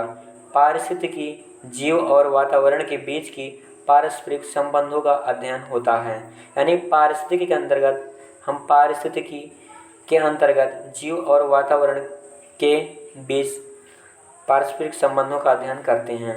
चलिए अगला क्वेश्चन दिया हुआ है, निम्नलिखित में से कौन सा एक पारितंत्र इकोसिस्टम शब्द का सर्वोत्कृष्ट वर्णन है? ऑप्शन ए एक दूसरे से अन्योन्य क्रिया करने वाले जीवों का समुदाय, ऑप्शन बी पृथ्वी का वह भाग जो सजीव जीव लिविंग ऑर्गेनिज्म द्वारा आवासित हैं, ऑप्शन सी जीवों ऑर्गेनिज्म का समुदाय और साथ ही वह पर्यावरण जिसमें वे रहते हैं, ऑप्शन डी किसी भौगोलिक क्षेत्र से वनस्पति जात और प्राण जात। तो इसका राइट आंसर ऑप्शन सी जीवों यानी ऑर्गेनिज्म का समुदाय और साथ ही पर्यावरण जिसमें वे रहते हैं, ये पारतंत्र शब्द का सर्वोत्कृष्ट वर्णन है। चलिए अगला क्वेश्चन देखते हैं। अगला क्वेश्चन दिया हुआ है, निम्नलिखित में से कौन पारिस्थितिकी तंत्र के विषय में सही नहीं है? ऑप्शन ए या अजैविक एवं जैविक दोनों संगठनों से युक्त होता है, ऑप्शन बी इसकी अपने स्वयं की उत्पादकता होती है, ऑप्शन सी यह एक बंद तंत्र होता है, ऑप्शन डी यह प्राकृतिक संसाधन तंत्र होता है। तो इसका राइट आंसर ऑप्शन सी यह एक बंद तंत्र होता है होगा। पारिस्थितिकी तंत्र के विषय में यह एक बंद तंत्र होता है, ये सही नहीं है, जबकि यह अजैविक एवं जैविक दोनों संगठनों से युक्त होता है, ये भी सही है। इसकी अपने स्वयं की उत्पादकता होती है, ये भी सही है। और यह प्राकृतिक संसाधन तंत्र होता है, ये ऑप्शन भी सही है। चलिए अगला क्वेश्चन दिया हुआ है, पारिस्थितिकी तंत्र के दो घटक कौन से हैं? ऑप्शन ए खरपतवार और सूक्ष्म जीव, ऑप्शन बी पौधे और जीव, ऑप्शन सी पौधे और प्रकाश, ऑप्शन डी जैविक और अजैविक। तो इसका राइट आंसर ऑप्शन डी जैविक और अजैविक होगा। जैविक और अजैविक पारिस्थितिकी तंत्र के दो प्रमुख घटक हैं। चलिए अगला क्वेश्चन दिया हुआ है, निम्नलिखित में से कौन कृत्रिम पारिस्थितिकी तंत्र है? ऑप्शन ए धान का खेत, ऑप्शन बी वन, ऑप्शन सी घास का मैदान, ऑप्शन डी झील। तो इसका राइट आंसर ऑप्शन ए धान का खेत होगा। धान का खेत एक कृत्रिम पारिस्थितिकी तंत्र है।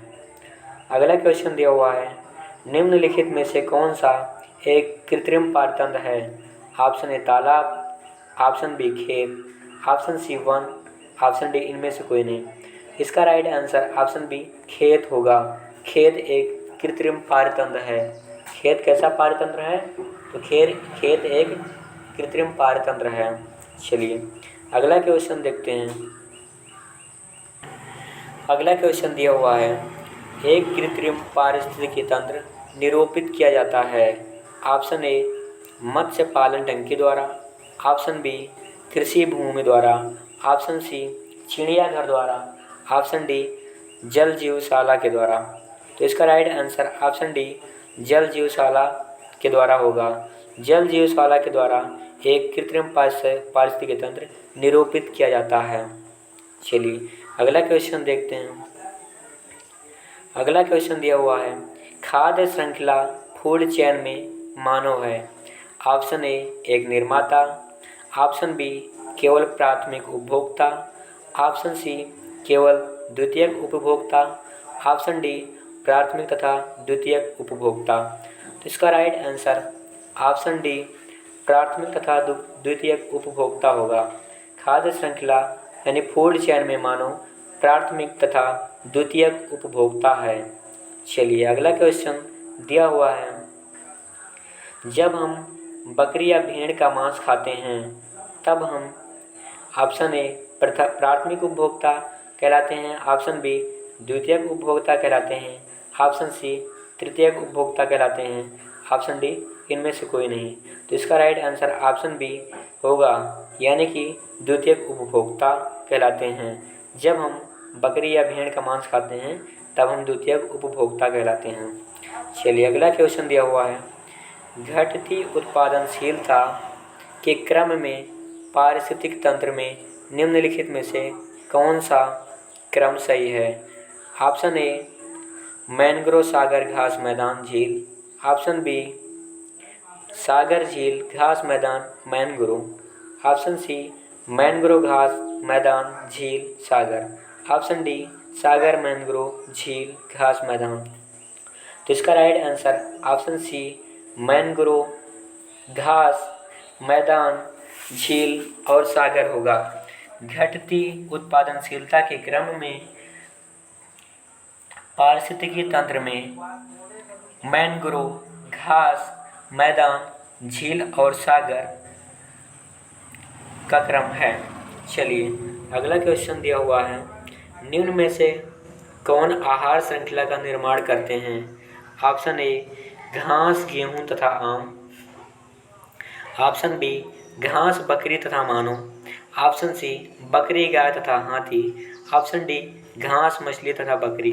तो इसका राइट आंसर ऑप्शन बी घास बकरी तथा मानव होगा। घास बकरी तथा मानव आहार श्रृंखला का निर्माण करते हैं। चलिए अगला क्वेश्चन दिया हुआ है, भोजन प्रकाश और स्थान की प्रतिस्पर्धा कहाँ पर सबसे अधिक गंभीर है?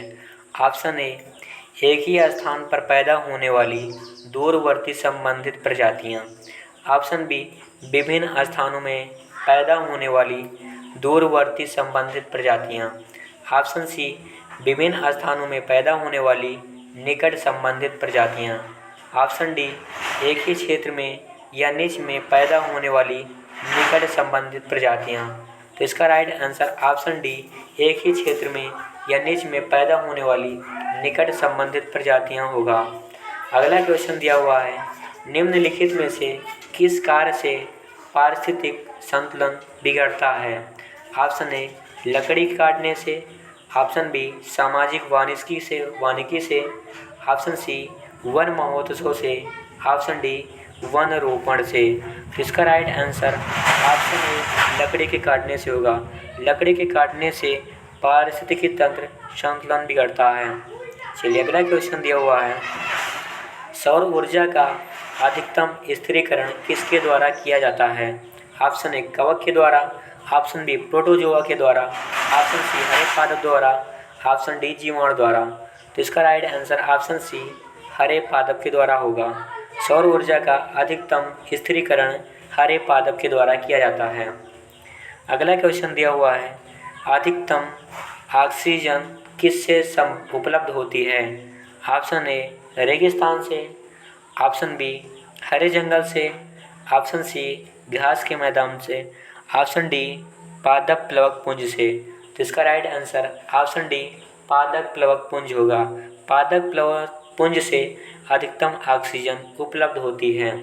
चलिए अगला क्वेश्चन दिया हुआ है, वातावरण में ऑक्सीजन की मात्रा अपेक्षाकृत नियत रहती है क्योंकि यह किसके द्वारा छोड़ी जाती है?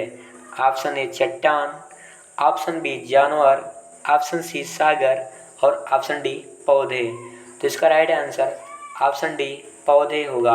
वातावरण में ऑक्सीजन की मात्रा अपेक्षाकृत नियत रहती है क्योंकि यह पौधे के द्वारा छोड़ी जाती है। चलिए अगला क्वेश्चन दिया हुआ है, निम्नलिखित में से कौन सा कथन सही है? ऑप्शन ए, जैवमंडलीय पारिस्थितिकी तंत्र में ऊर्जा का प्रवाह एक दिशीय होता है। ऑप्शन बी, जैवमंडल पारिस्थितिकी तंत्र में ऊर्जा का प्रवाह चक्रीय होता है। ऑप्शन सी, प्राकृतिक पारिस्थितिकी तंत्र में बढ़ते पोषण स्तर के साथ ऊर्जा का सापेक्षिक क्षय घट जाता है। ऑप्शन डी, प्रगामी बढ़ते पोषण स्तरों के साथ प्रजातियां सुलभ कार्य का उपयोग करने में कम दक्ष होती हैं। तो इसका राइट आंसर ऑप्शन ए, जैवमंडलीय पारिस्थितिकी तंत्र में ऊर्जा का प्रवाह एक दिशीय होता है। चलिए अगला क्वेश्चन दिया हुआ है, निम्नलिखित ऊर्जा स्रोतों में से कौन सा पर्यावरण को स्वच्छ रखने के लिए सर्वोत्तम है?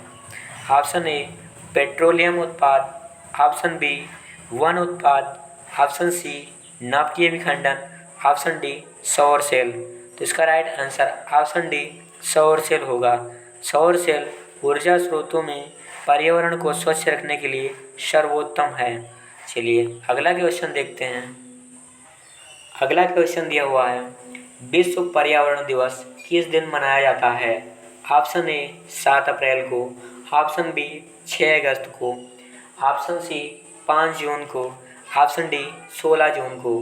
तो इसका राइट आंसर ऑप्शन सी 5 जून होगा। विश्व पर्यावरण दिवस 5 जून को मनाया जाता है।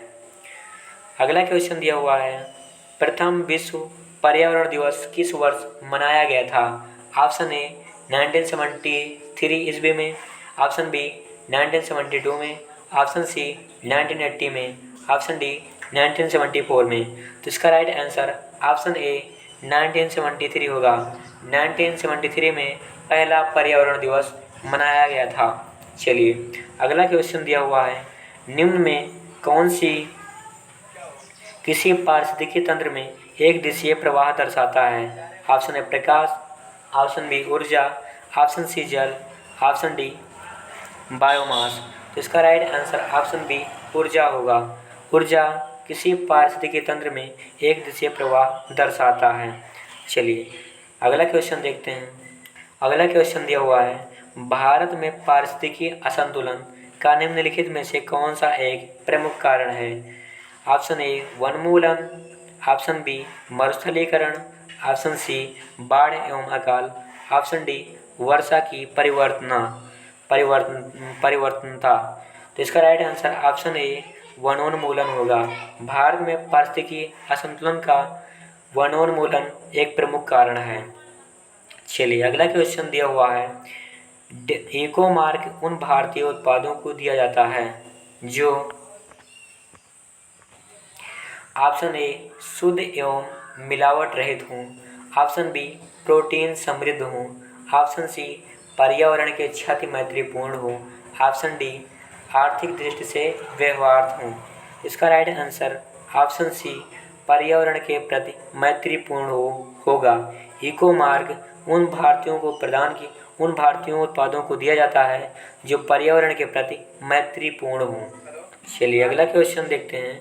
अगला क्वेश्चन दिया हुआ है, चिपको आंदोलन मूल रूप से किसके विरुद्ध था? ऑप्शन ए, जल प्रदूषण। ऑप्शन बी, ध्वनि प्रदूषण। ऑप्शन सी, वन कटाई।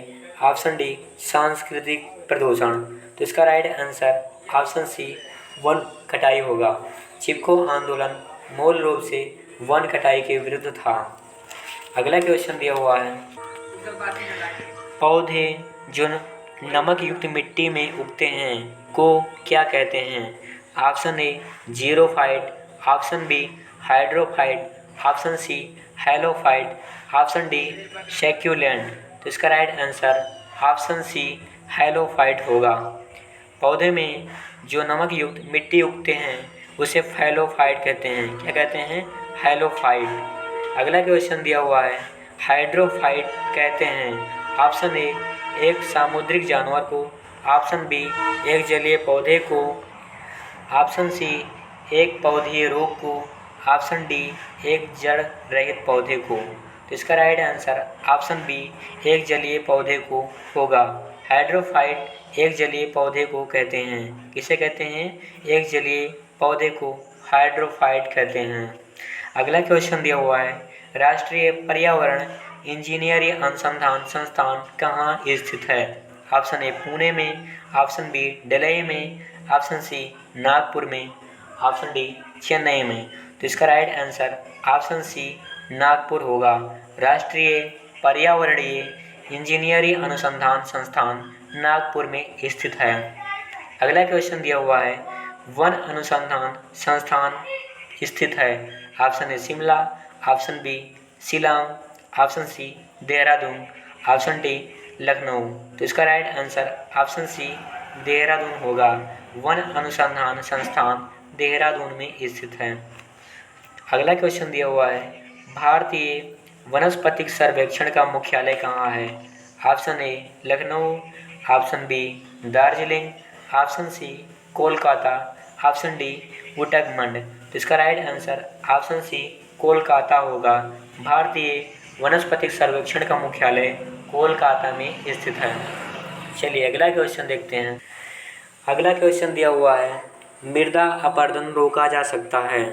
ऑप्शन ए अति चराई द्वारा, ऑप्शन बी वनस्पति उन्मूलन द्वारा, ऑप्शन सी वन रोपण द्वारा, ऑप्शन डी पक्षी संख्या में वृद्धि द्वारा। तो इसका राइट आंसर ऑप्शन सी वन रोपण द्वारा होगा। मृदा अपरदन वन रोपण द्वारा रोका जा सकता है। अगला क्वेश्चन दिया हुआ है, पृथ्वी शिखर सम्मेलन हुआ था? ऑप्शन ए शिकागो में, ऑप्शन बी एडिलेड में, ऑप्शन सी लंदन में, option D Rio de Janeiro में। तो इसका right answer option D Rio de Janeiro में होगा। पृथ्वी शिखर सम्मेलन रियो डी जेनेरियो में हुआ था।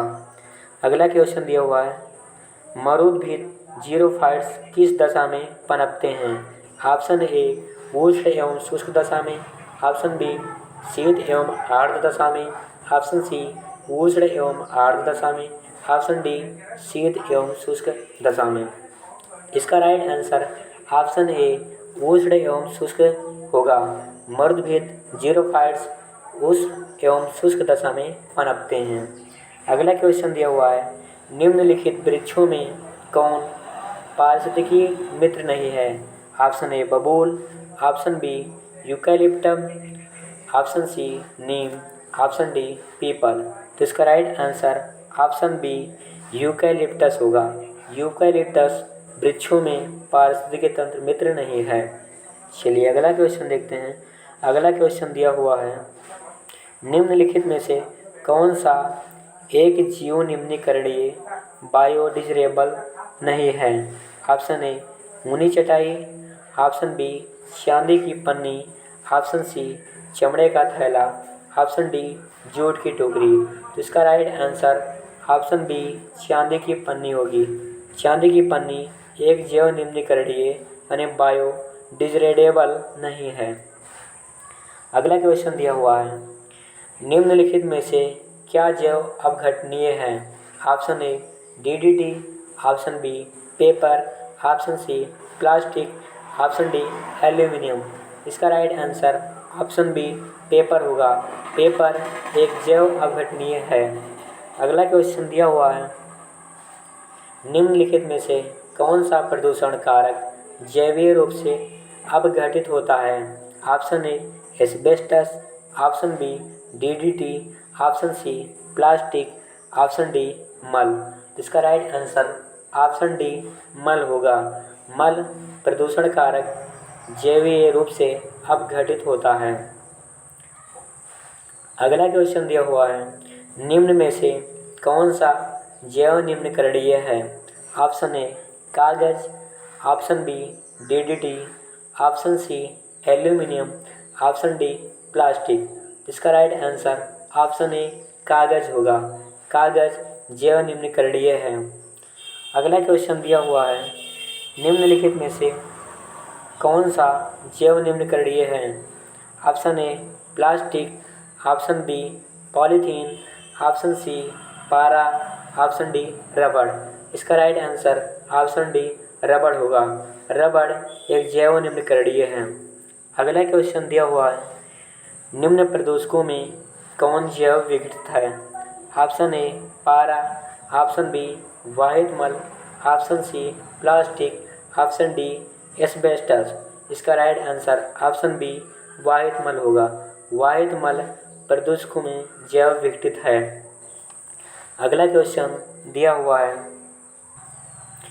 ग्रीन हाउस गैसों की संकल्पना की थी। ऑप्शन ए सीसी पार्क ने, ऑप्शन बी JNN जेफर्स ने, ऑप्शन सी जोसेफ फोरियर ने, ऑप्शन डी एल जावलर ने।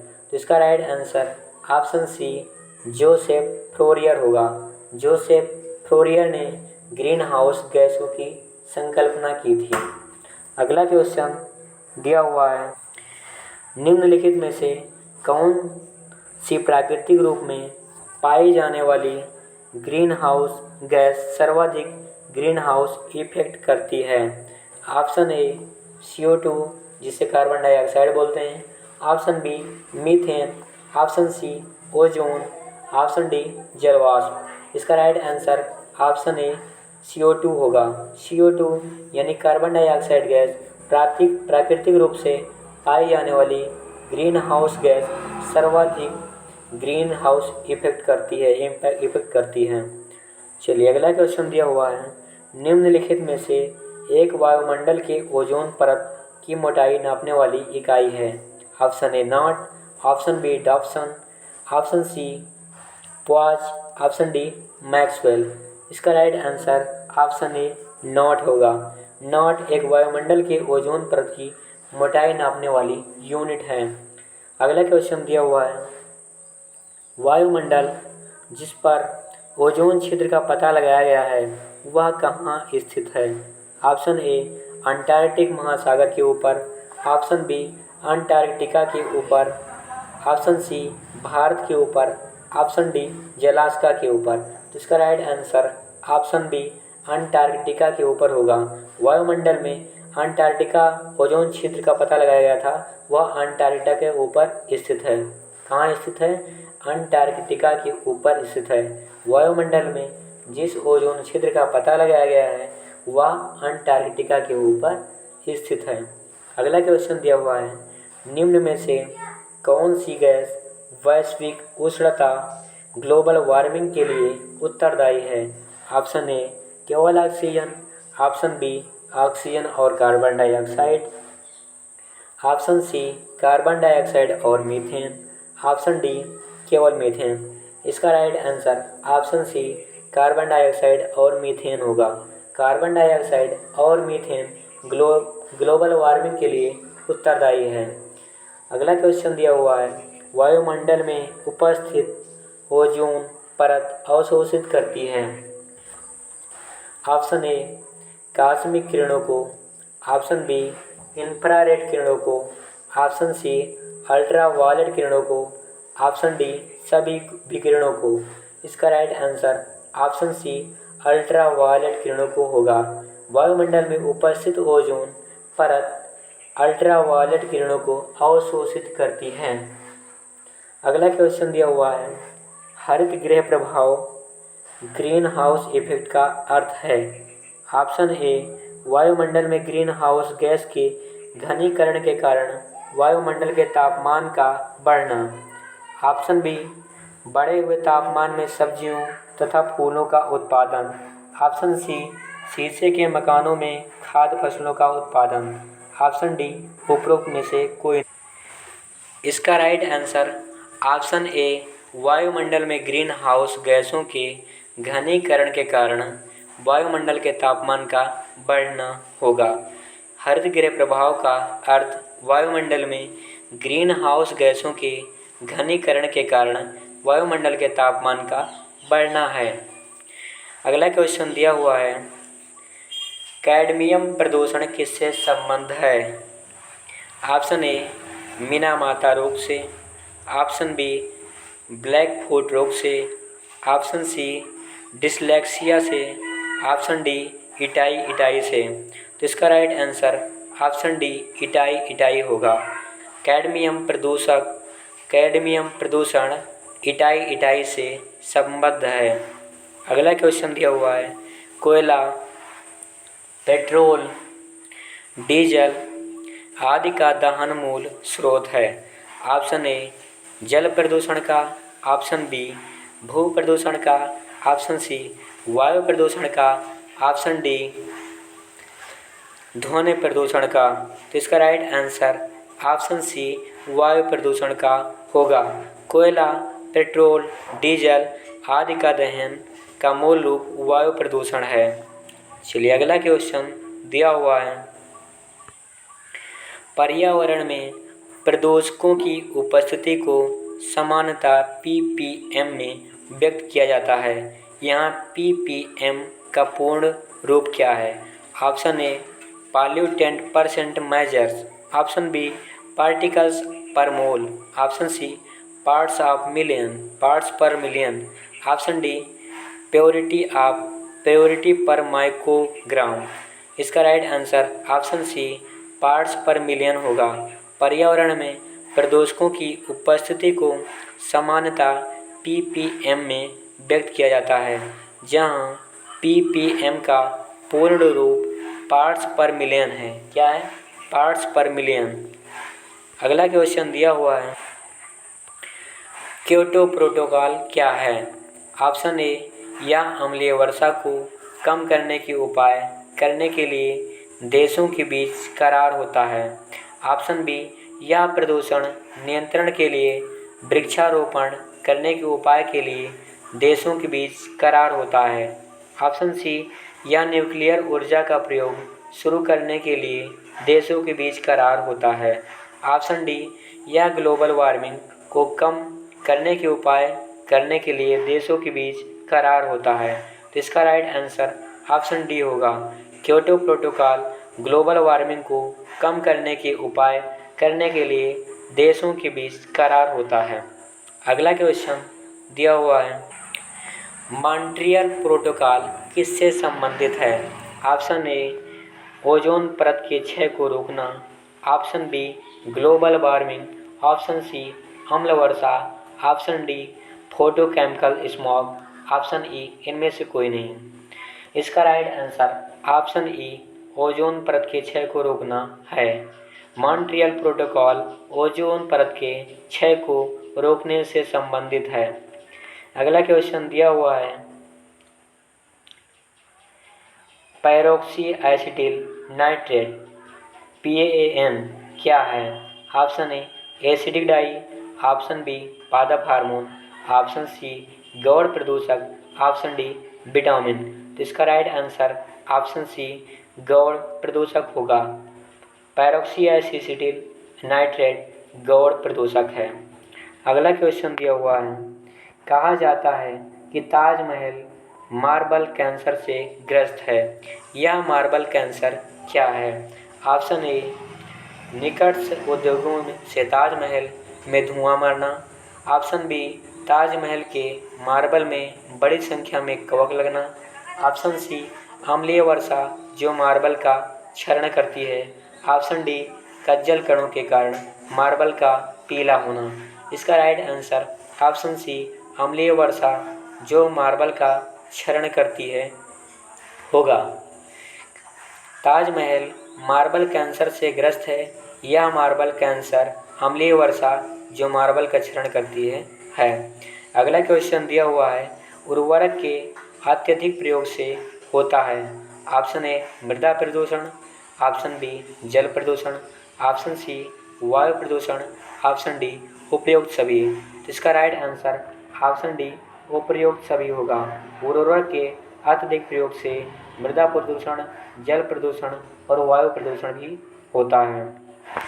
अगला क्वेश्चन दिया हुआ है, मानक जंतु विज्ञान नामांकन में किस भाषा का उपयोग किया जाता है?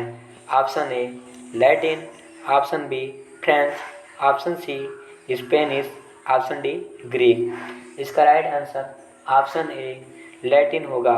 मानक जंतु विज्ञान नामांकन में लैटिन भाषा का प्रयोग किया जाता है। अगला क्वेश्चन दिया हुआ है, निम्नलिखित में से कौन से जीव में रक्त नहीं होता है किंतु वे सांस लेते हैं? Option A hydra, option B तेलचिट्टा, ऑप्शन सी केंचुआ, ऑप्शन डी मछली। तो इसका right answer option A hydra होगा। हाइड्रा एक ऐसा जीव है जिसमें रक्त नहीं होता है, फिर भी वह सांस लेता है। अगला क्वेश्चन दिया हुआ है, अधिकांश कीट श्वसन करते हैं। ऑप्शन ए त्वचा से, ऑप्शन बी क्लोम से, ऑप्शन सी फेफड़ों से, ऑप्शन डी वातक तंत्र से। तो इसका राइट आंसर ऑप्शन डी वातक तंत्र से होगा। अधिकांश कीट वातक तंत्र से श्वसन करते हैं। अगला क्वेश्चन दिया हुआ है, निम्न में से कौन कीट नहीं है? ऑप्शन ए तितली, ऑप्शन बी तिलचट्टा, ऑप्शन सी मच्छर, ऑप्शन डी मकड़ी। तो इसका राइट आंसर ऑप्शन डी मकड़ी होगा। मकड़ी कीट नहीं है। अगला क्वेश्चन दिया हुआ है, रेशम कीट जिन पर पनपता है वे हैं। ऑप्शन ए रीठे की पत्तियां, ऑप्शन बी बेडों की पत्तियां, ऑप्शन सी आड़ू की पत्तियां, ऑप्शन सी शहतूत की पत्तियां। इसका राइट आंसर ऑप्शन डी शहतूत की पत्तियां होगा। शहतूत की पत्तियों पर रेशम के कीट पनपते हैं। अगला क्वेश्चन दिया हुआ है, रेशम का उत्पादन किससे होता है? ऑप्शन ए रेशम कीट के अंडे से, ऑप्शन बी रेशम कीट के प्यूपा से, ऑप्शन सी रेशम कीट के लार्वा से, ऑप्शन डी स्वयं कीट से। तो इसका राइट आंसर ऑप्शन बी रेशम कीट के प्यूपा से होगा। रेशम का उत्पादन रेशम कीट के प्यूपा से होता है। चलिए अगला क्वेश्चन दिया हुआ है, रेशम के कीड़े पालने को कहते हैं। Option A apiculture, option B horticulture, option C pisciculture, option D sericulture. इसका right answer option D sericulture होगा। रेशम के कीड़े को पालने को सेरीकल्चर कहते हैं, या सेरीकल्चर जीव विज्ञान की एक ब्रांच है, शाखा है, जिसके अंतर्गत हम रेशम के कीड़ों के बारे में अध्ययन करते हैं। अगला क्वेश्चन दिया हुआ है, कॉकरोच जल में जीवित नहीं रह सकता क्योंकि उसका श्वसन अंग ऑप्शन ए क्लोम गिल है, ऑप्शन बी वातक ट्रेकिया है, ऑप्शन सी पुष्ट फुसफुस बुगलंग्स है, ऑप्शन डी फुसफुस कोश है। इसका राइट आंसर ऑप्शन बी वातक ट्रेकिया होगा। कॉकरोच जल में जीवित नहीं रह सकता क्योंकि उसका श्वसन अंग ट्रेकिया है।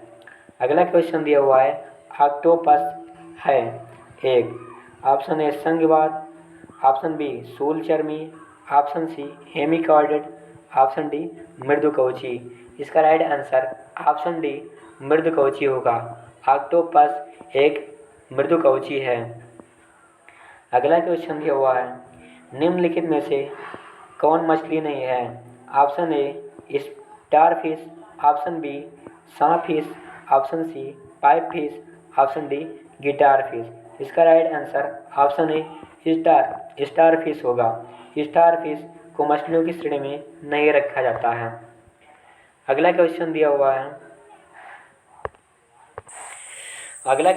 हुआ है, निम्न में से कौन एक मीन फिश है? Option A crayfish, option B cuttlefish, option C flying fish, option D silverfish. इसका right answer option C flying fish होगा। फ्लाइंग फिश एक मछली मीन है। अगला क्वेश्चन दिया हुआ है, निम्नलिखित में से कौन सा एक प्रकार की मछली है? ऑप्शन ए प्रवाल मूंगा, ऑप्शन बी रजत मिनाब, ऑप्शन सी अश्वमीन, ऑप्शन डी इनमें से कोई नहीं। इसका राइट आंसर ऑप्शन सी अश्वमीन होगा। अश्वमीन एक प्रकार की मछली है। अगला क्वेश्चन दिया हुआ है, मछली कहाँ से श्वसन लेती है? ऑप्शन ए नाक, ऑप्शन बी फेफड़ों, ऑप्शन सी गलफड़ा, ऑप्शन डी पंख। इसका राइट आंसर ऑप्शन सी गलफड़ा होगा। मछलियाँ गलफड़ों के द्वारा सांस लेती हैं। अगला क्वेश्चन दिया हुआ है, मच्छरों के नियंत्रण हेतु प्रयोग होने वाली कीटभक्षी मछली है। ऑप्शन ए एल्सा, option B Labeo, option C Gambusia, option D Mystus. इसका right answer option C Gambusia होगा। मच्छरों के नियंत्रण हेतु प्रयोग होने वाली कीटभक्षी मछली गेम्बोसिया है। अगला क्वेश्चन दिया हुआ है, एम्फीबिया बनता है।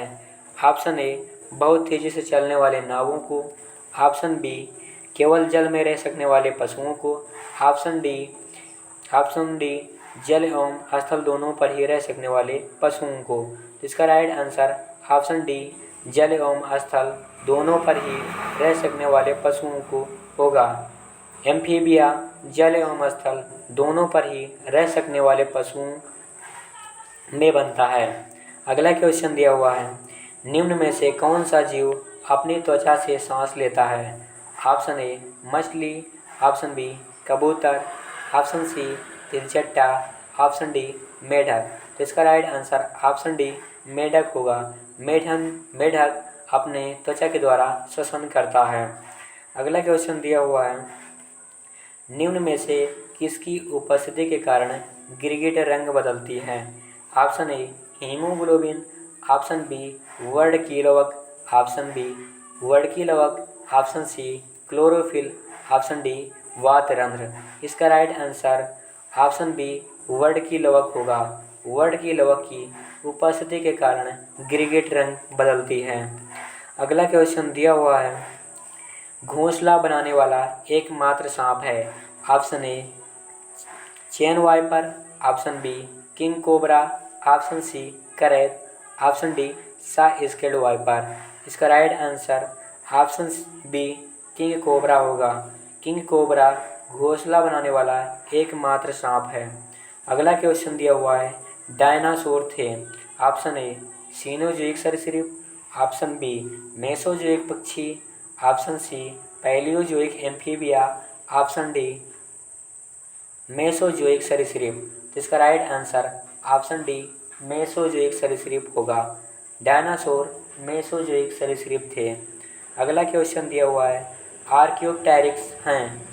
ऑप्शन ए जुरासिक युग का सर्वपुरातन पक्षी, ऑप्शन बी जुरासिक काल का सरीसृप, ऑप्शन सी ट्रायसिक काल का सरीसृप, ऑप्शन डी ट्रायसिक तथा जुरासिक दोनों कालों का सरीसृप। इसका राइट आंसर ऑप्शन ए जुरासिक युग का सर्व पुरातन पक्षी होगा। आर्कियोप्टेरिक्स जुरासिक युग का सर्व पुरातन पक्षी था। अगला क्वेश्चन दिया हुआ है, निम्नलिखित उड़ने वाले जीवों में से कौन सा पक्षी वर्ग ए बीज में नहीं आता है। ऑप्शन ए चमगादड़, ऑप्शन बी कौवा, ऑप्शन सी चील, ऑप्शन डी तोता। तो इसका राइट आंसर ऑप्शन ए चमगादड़ होगा। चमगादड़ उड़ने वाले जीवों में से पक्षी वर्ग में नहीं आता है। अगला क्वेश्चन दिया हुआ है, सबसे छोटा पक्षी निम्नलिखित में से कौन सा है। ऑप्शन ए कबूतर, ऑप्शन बी तोता, ऑप्शन सी गुंजन पक्षी, ऑप्शन डी घरेलू गौरैया। इसका राइट आंसर ऑप्शन सी गुंजन पक्षी होगा। गुंजन पक्षी सबसे छोटा पक्षी है। अगला क्वेश्चन दिया हुआ है, पृथ्वी पर विशालतम जीवित पक्षी कौन सा है। Option A emu, option B शुतुरमुर्ग, option C albatross, option D साइबेरियाई सारस। इसका राइट आंसर ऑप्शन बी शुतुरमुर्ग होगा। शुतुरमुर्ग पृथ्वी पर विशालतम जीवित पक्षी है। अगला क्वेश्चन दिया हुआ है, वह एकमात्र पक्षी कौन सा है जो पीछे की ओर उड़ता है। ऑप्शन ए गौरैया, ऑप्शन बी कोयल, ऑप्शन सी साइबेरियन सारस, ऑप्शन डी गुंजन पक्षी। इसका right answer option D Gunjan पक्षी होगा। गुंजन पक्षी एकमात्र पक्षी है जो पीछे की ओर उड़ता है। अगला क्वेश्चन दिया हुआ है, शब्दिनी सायरिंग्स किसमें वाक्य यंत्र है। ऑप्शन ए उभयचर, ऑप्शन बी सरीसृप, ऑप्शन सी पक्षी, ऑप्शन डी स्तनी। तो इसका राइट आंसर ऑप्शन सी पक्षी होगा। इसका राइट आंसर ऑप्शन सी पक्षी होगा। पक्षी शब्दिनी सायरिंग्स वाक्य यंत्र है। अगला क्वेश्चन दिया हुआ है, पेंगुइन चिड़िया कहाँ पाई जाती है। ऑप्शन ए अफ्रीका में, ऑप्शन बी दक्षिणी अमेरिका में, ऑप्शन सी अंटार्कटिका में, ऑप्शन डी उत्तरी अमेरिका में। तो इसका right answer option C Antarctica होगा।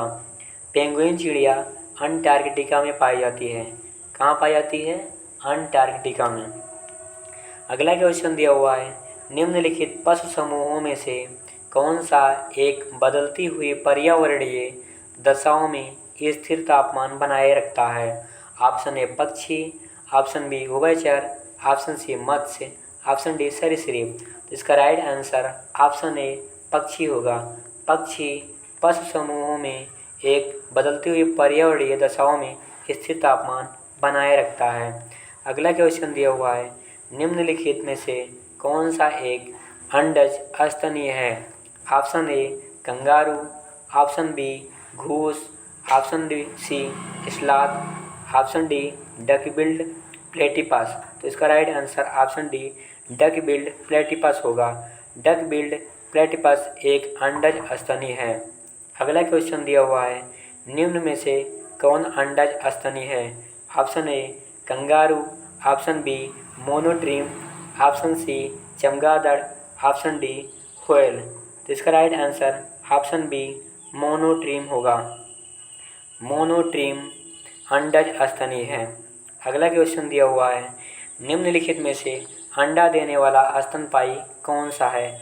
ऑप्शन ए चमगादड़, ऑप्शन बी पर्ल चींटीखोर, option C whale, option D कंटीला चींटीखोर। इसका राइट आंसर ऑप्शन डी कंटीला चींटीखोर होगा। कंटीला चींटीखोर अंडा देने वाला स्तनपायी है। अगला क्वेश्चन दिया हुआ है, निम्नलिखित में से कौन अंडे देता है और सीधे बच्चे नहीं देता है? Option A echidna, option B kangaroo, option C सेही, ऑप्शन डी व्हेल। तो इसका right answer option A echidna होगा। एकिडना अंडे देता है और सीधे बच्चे नहीं देता है। अगला क्वेश्चन दिया हुआ है, निम्न में से कौन से नियत तापीय प्रणाली है? Option A whale, option B whale shark, option C एलाइडीज, ऑप्शन डी ड्रैको। तो इसका right answer option A whale होगा। व्हेल एक नियत तापीय प्राणी है। अगला क्वेश्चन दिया हुआ है, निम्नलिखित में से नियत तापीय प्राणी कौन सा है? Option A shark, option B सांप, ऑप्शन सी चमगादड़ और ऑप्शन सी छिपकली, ऑप्शन डी। तो इसका राइट आंसर ऑप्शन सी चमगादड़ होगा। चमगादड़ भी एक नियत तापीय प्राणी है। चमगादड़ और व्हेल ये दोनों जो है नियत तापीय प्राणी हैं। चमगादड़ और व्हेल ये दोनों जीव जो है एक नियत तापीय प्राणी हैं। चलिए अगला क्वेश्चन देखते हैं। अगला क्वेश्चन दिया हुआ है, क्वेश्चन नंबर 207 दिया हुआ है, डॉल्फिन वर्गीकृत किए जाते हैं।